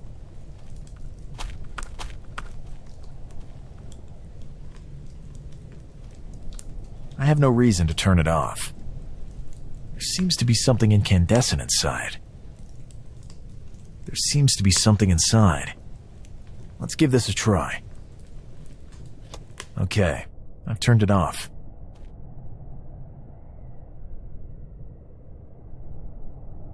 Perfect.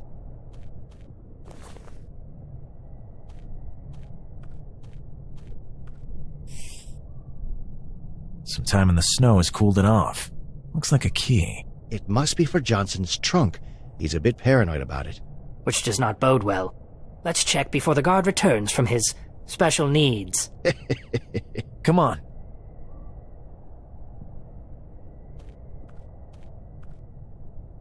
Let's see what Johnson has hidden away in there. I hope it's the right key. I'll give it a try. But it's empty. There's nothing in here. Well.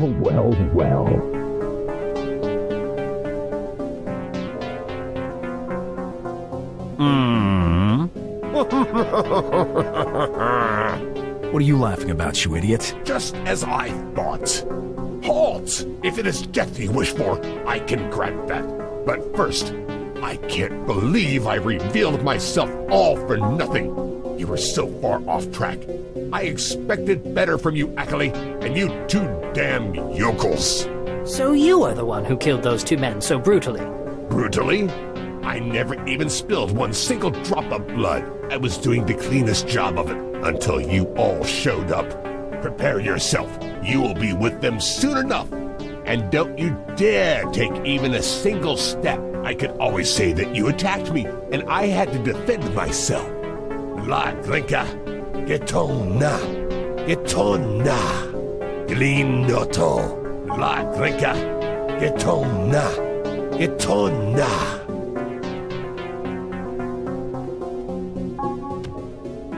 That was close. Oh my god, Johnson. You saved us all. Did you really think the Keepers had no one in place to keep an eye on all this? This explains everything. Why, you were stalking those guys. I was sure they had something to hide. They seemed nervous and furtive. I overheard them arguing inside their tent over an object they found during the last expedition up the mountain. It seems the dissidents got to them before I could. There was nothing I could do to save them. At least now we know who's behind the murders. Let's take all this to Professor Lake. He needs to know the truth. When his scum wakes up, I'll make sure he spills the beans. He's waking up. What? We found this in your trunk, Danforth. How could you? I trusted you. To go so far as to kill for profit. Profit? Paw. You, Lake. You tiny man being so full of himself. You don't know anything. How dare you! I took you under my wing all these years. I'm sorry, Lake, but you won't be pulling this mole out of his hole. Stop him!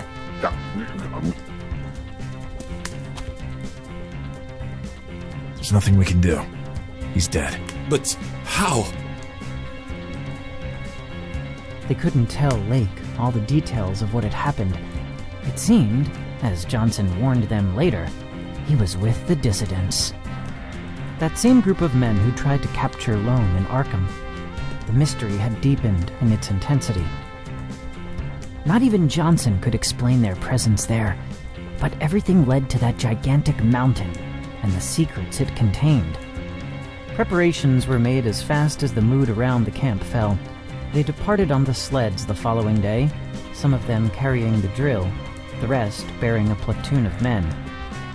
The journey was exhausting, The three men could now nod along whenever the topic of the terrifying Antarctic climate came up. Finally, they arrived at the entrance. They were overwhelmed with amazement.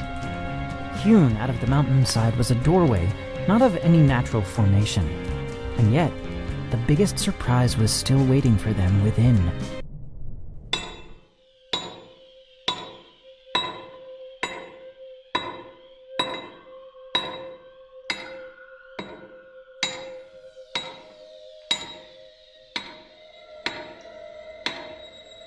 Wonderful. To the point of being frightening. I wonder how it could be of any help. Patience, Lone. Patience. We'll figure it out eventually. If you say so.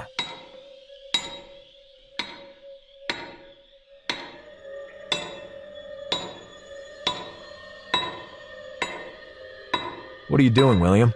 Forgive me, Lone. I literally lost myself daydreaming about this extraordinary discovery. Talk to you later, then. He's clearly busy.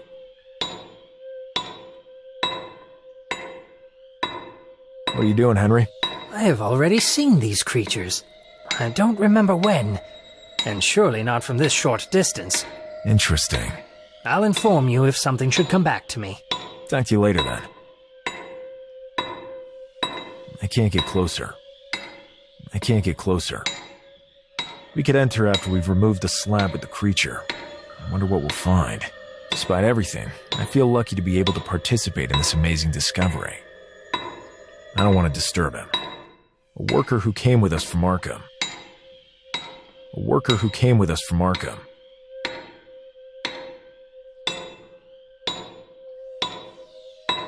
Strange.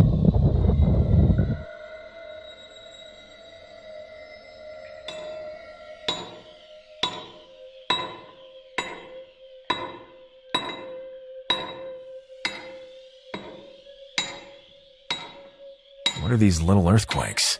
Probably just some small landslips. I think they're normal in these areas. Talk to you later, then.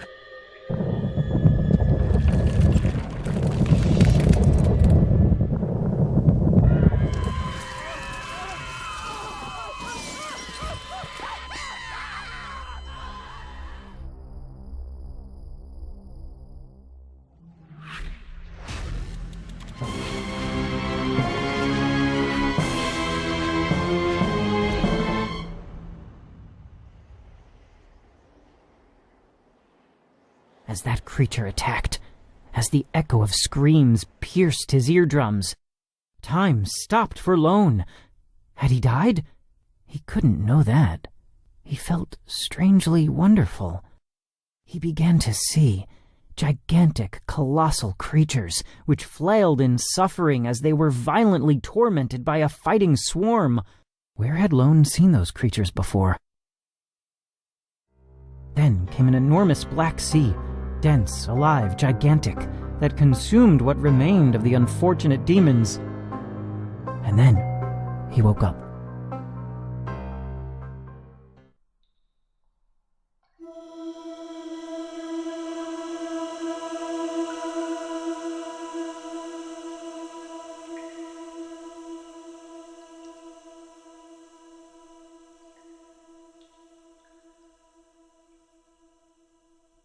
How did I save myself?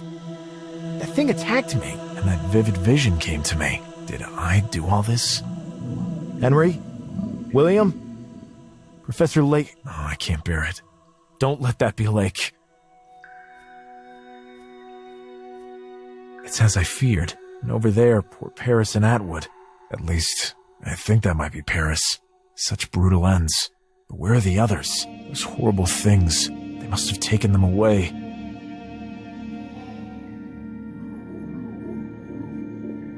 God, the horror. These poor people. They were good people. This object brought nothing but trouble.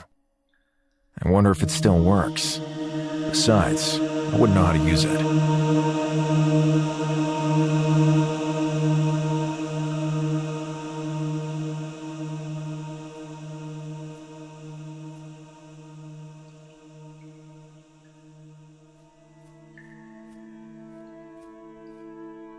God, the horror. These poor people. Let me check if Link still has that strange artifact on him. It may prove useful yet. Oh my god. So horrible. Poor Lake. Ugh, he has it! Why would I want to touch them? I don't want to touch that. Incredible, but also disgusting. Why would I want...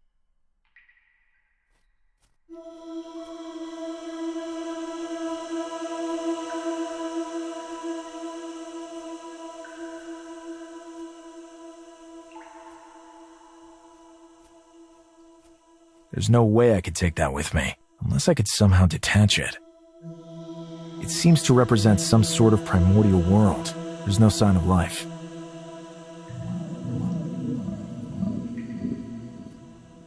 Stars and planets. No configurations that I'm familiar with. There's a certain huge mass in the center that feels very ominous.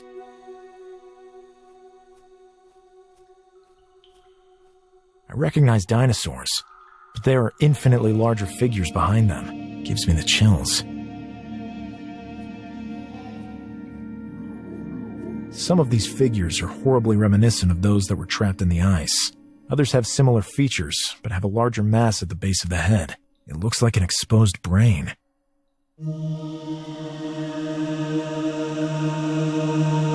Some kind of battle fought by winged creatures against gigantic beings. Some of these remind me of the image of the tentacular being I have often encountered in my investigations. Ackley said it was known as Cthulhu or something like that. Not all of them are the same size, and one of them seems to dominate the others.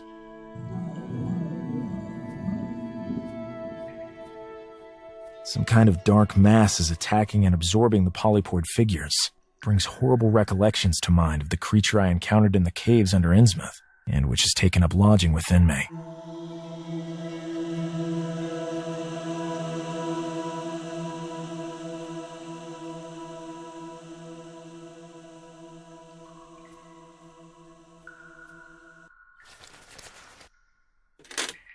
It fits in the keyhole perfectly.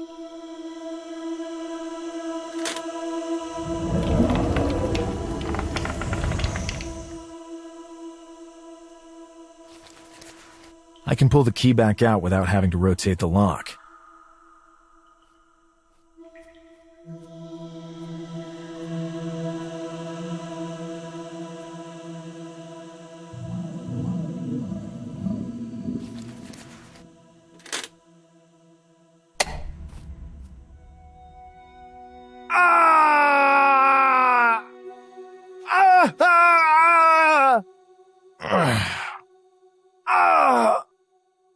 Strange creature, you are unlike anything we know of.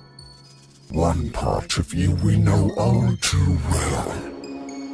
The splitted part is calling out, screeching, gurgling.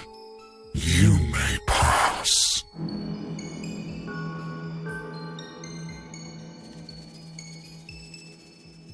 My arm. I have it under control again. There's no time right now to try figuring out the deeper meaning behind all this. If Blanco and Ackley were taken by those things, they might still be alive and in danger.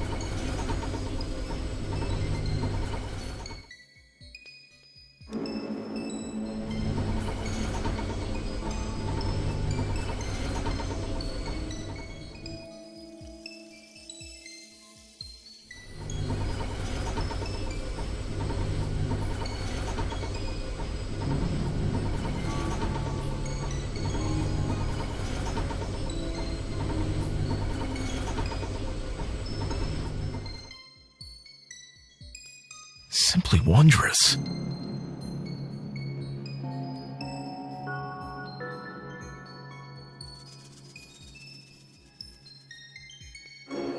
Incredible.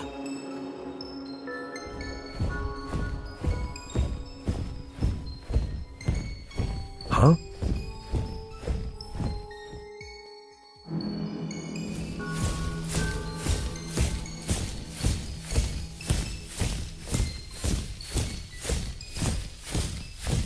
These guys again.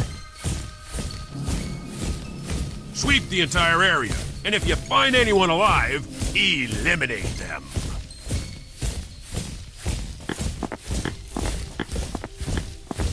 False alarm. Go back to your guard posts. Escaped by a hair's width. What's all that over there? My eyes are still adjusting to the sudden light.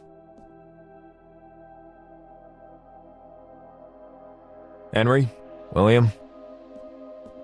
Guys, can you hear me? Lone? Lone! You're alive! Yes, but don't strain yourself. Your arm. We'll worry about that later. For now, I'm fine. I wish I could say the same for you. William. Did William make it? Lone. It's horrible. He was screaming. These cocoons are digesting us. William. William! William! Can you hear me? Lone, my friend. He's in terrible shape. I absolutely have to do something. Unfortunately, it's no good pulling them out of there. They're already dead. It would serve no purpose. It would serve no purpose.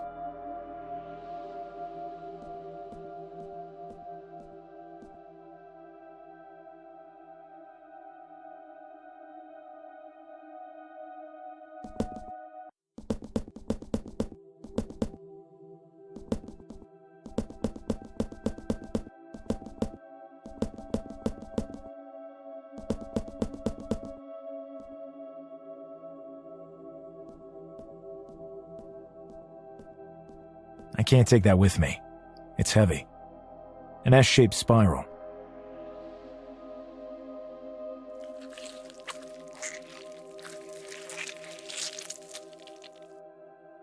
When Cathigna shall be aligned, when the great old ones shall reawaken, that day shall be our victory. We shall hear the piping of the pipers, and the insane god at the center of our universe shall swirl, gurgling, for all eternity.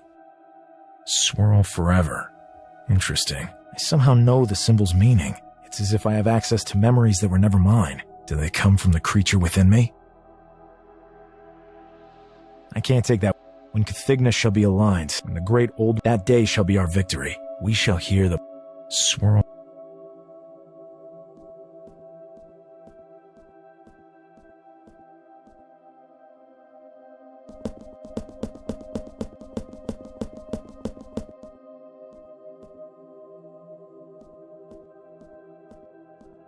One of the offshoots looks like a leg.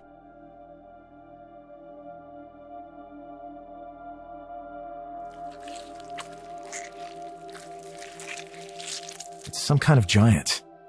They called it the Great Ancient One. A terrible sense of dread remains.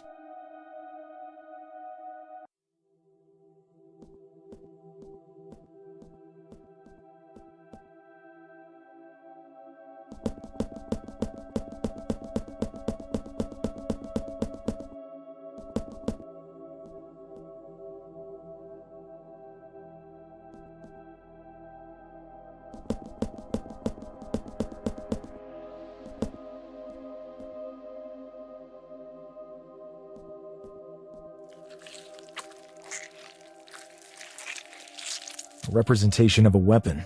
Cathigna. Enormous. Gigantic. I can't continue doing it. I must stay focused.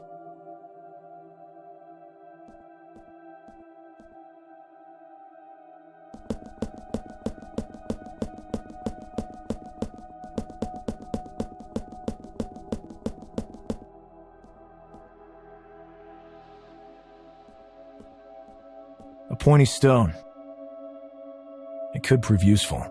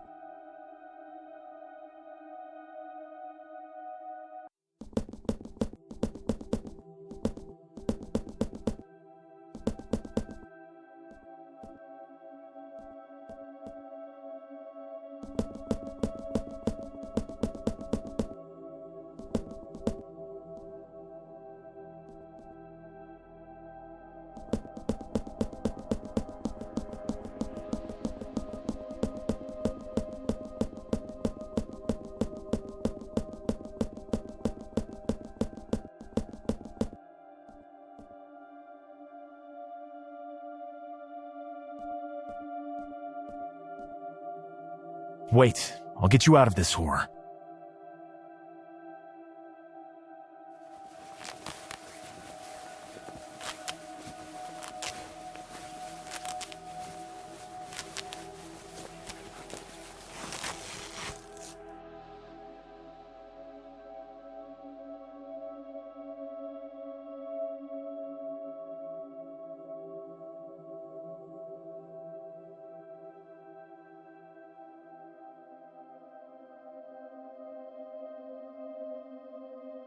Oh, William, how do you feel?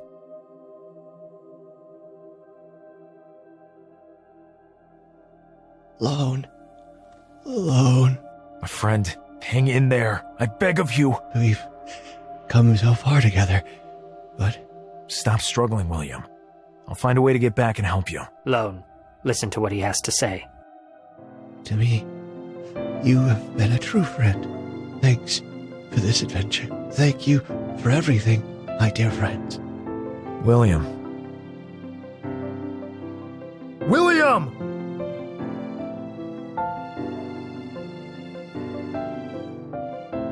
No!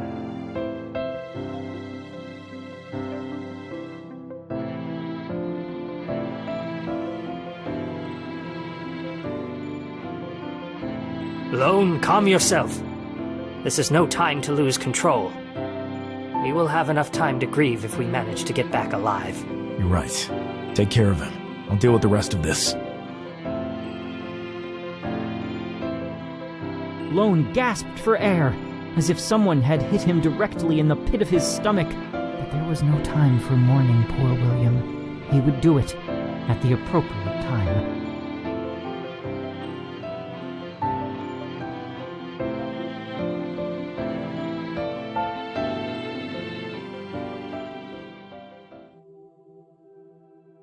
I don't want to move him. My poor friend. I swear I'll avenge you. Henry seems to be holding on to life, against all odds. Lone, go ahead. Take care of all this. Do whatever needs to be done.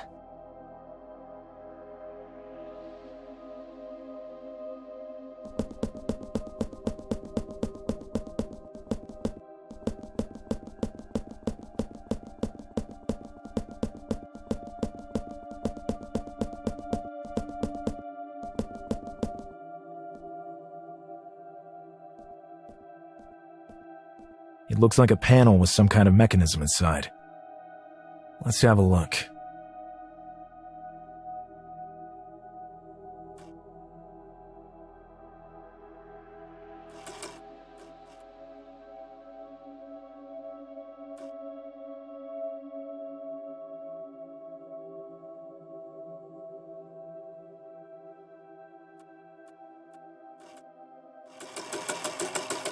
I did it!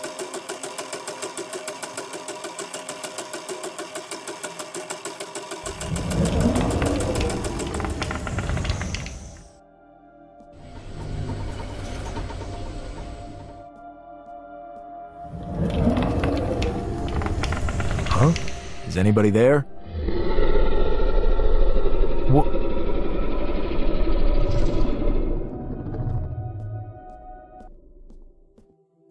He's gone.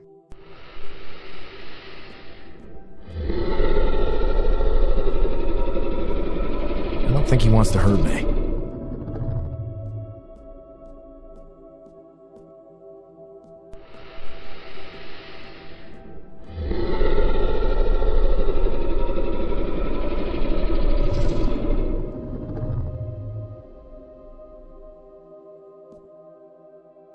I don't want to commit suicide. It seems the creature took refuge in this ravine. Who knows where it leads?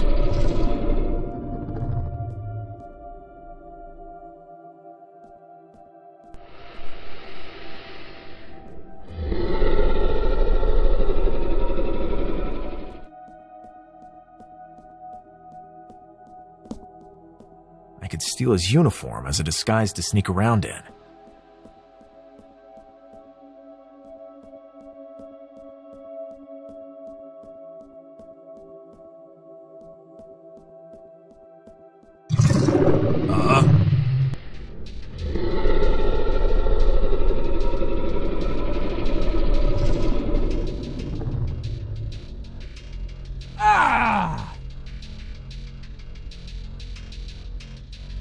You won't be needing these anymore.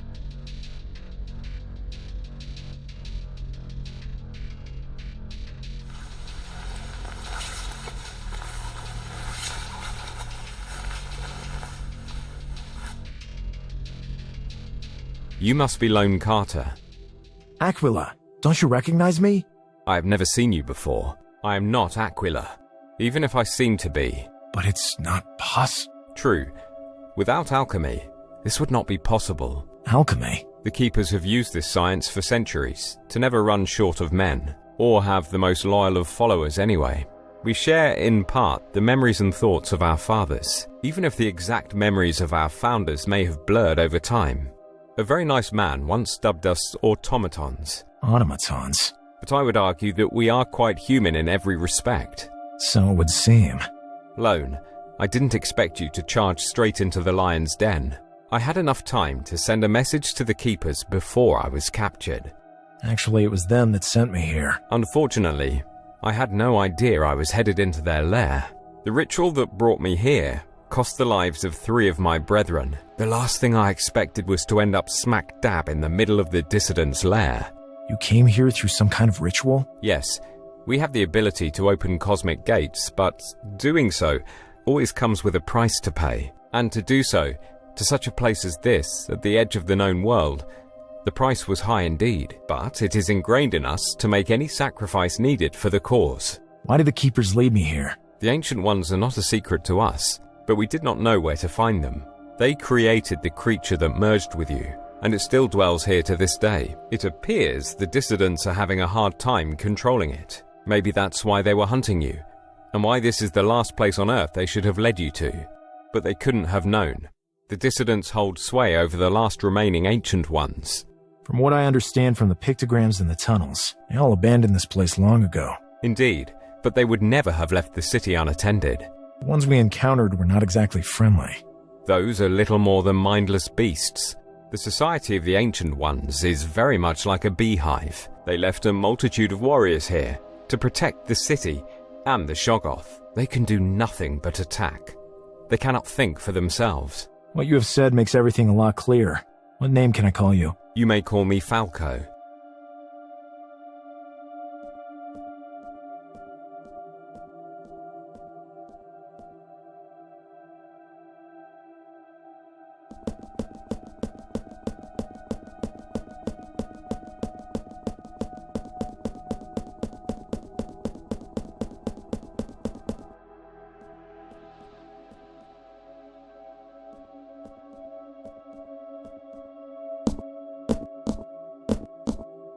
Hey, you! What are you doing, slave? I'm trying to reach the others. Very well, let's go. The prophet is about to arrive. Kathlan, Gu! Erd Toklana!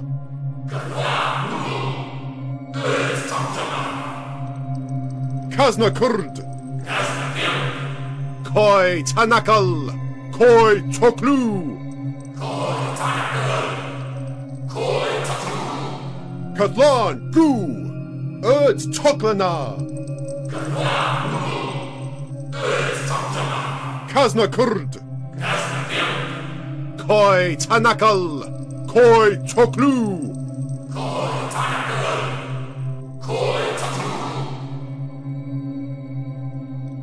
The time is almost upon us. Wayfarer of the plan, bless us! We invoke thee!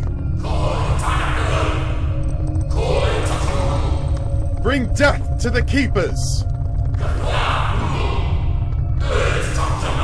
Begin your reign of madness!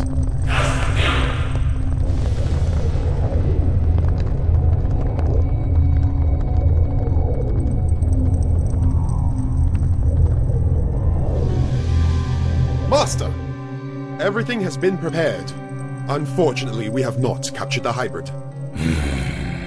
We are confident that we will be able to subdue the creature anyway, with your help. Katlan Tolka. Certainly, Master. Katlatonakal. Katlagerd. Skotja. Dot Ktra. Katlatonakal. Katlagerd. Skotja. Dot Ktra.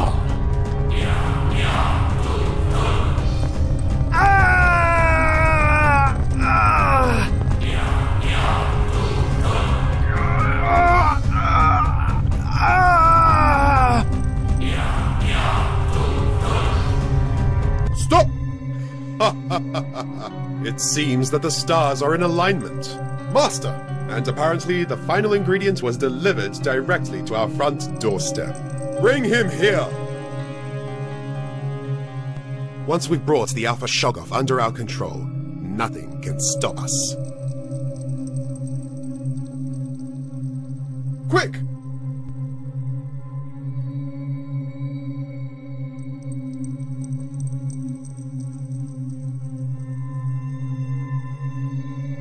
Master! You do the honors. Shagot. Shagotja.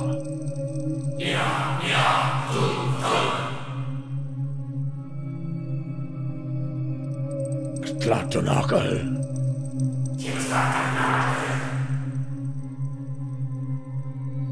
Katlagerd.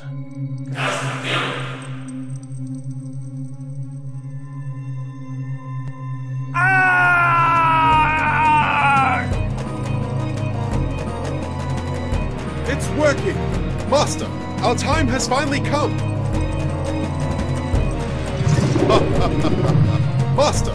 Ya, Cthulhu Patagna!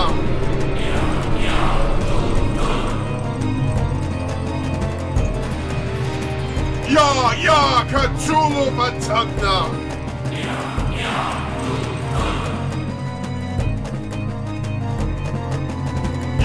Ya, Cthulhu Patagna!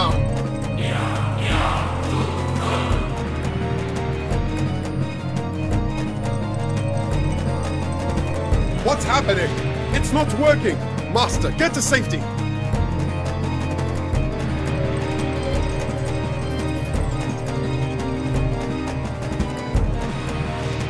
Huh? Lone! I have to go back. Ah! Mother. Oh my god, Lone! Lone!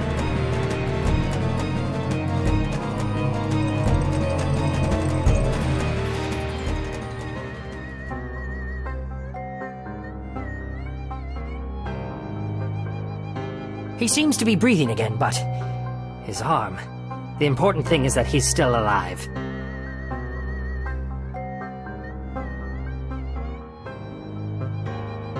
Lone could finally manage the creature within him. There were no traces of the dissidents. nor of the horrid creature that protected the immense city on the edge of the imaginable. Alone in that unknown and desolate wilderness, Lone and Akeley had fuzzy memories of how they managed to get back to Arkham. Both agreed on the fact that it was the imprisoned keeper who made it happen, Falco, but they couldn't be sure. Akeley went back to his experiments in Vermont. Lone met with Armitage several times before the keepers contacted him again. Now, he was one of them. They had thwarted a plan of the dissidents, but they hadn't defeated them. Surely their idolized deities would again find a way to breach the human soul evoked by that fearsome creature that must once have been a man. Lone made his decision. He would protect the world and avenge William.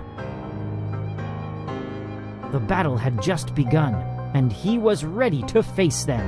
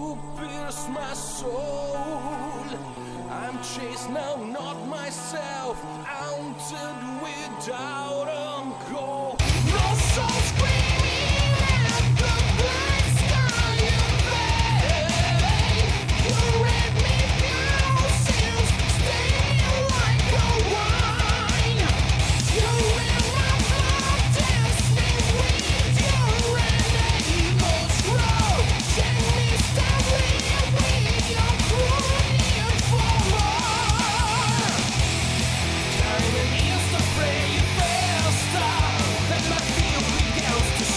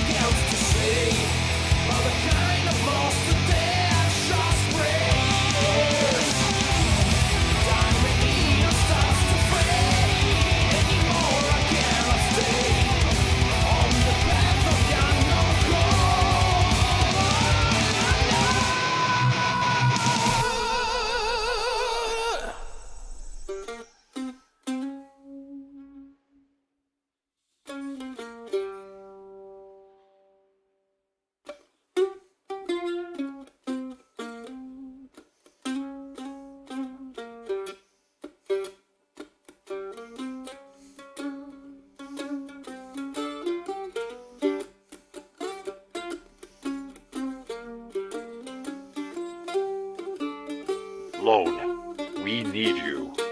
Armitage. When I hear your voice, I don't know why, but my legs shake. Don't shoot the messenger, Lone. Quite the opposite. Given your current position, I should be the one to worry. Remember Innsmouth. Not like I could ever forget it. A joint operation between the government and the FBI is underway. Already? Things seem to have taken a turn that requires immediate action. You will be in charge of the operation. Understood. I'll be there by this evening. Lone? What is it now? I recommend you take the greatest care.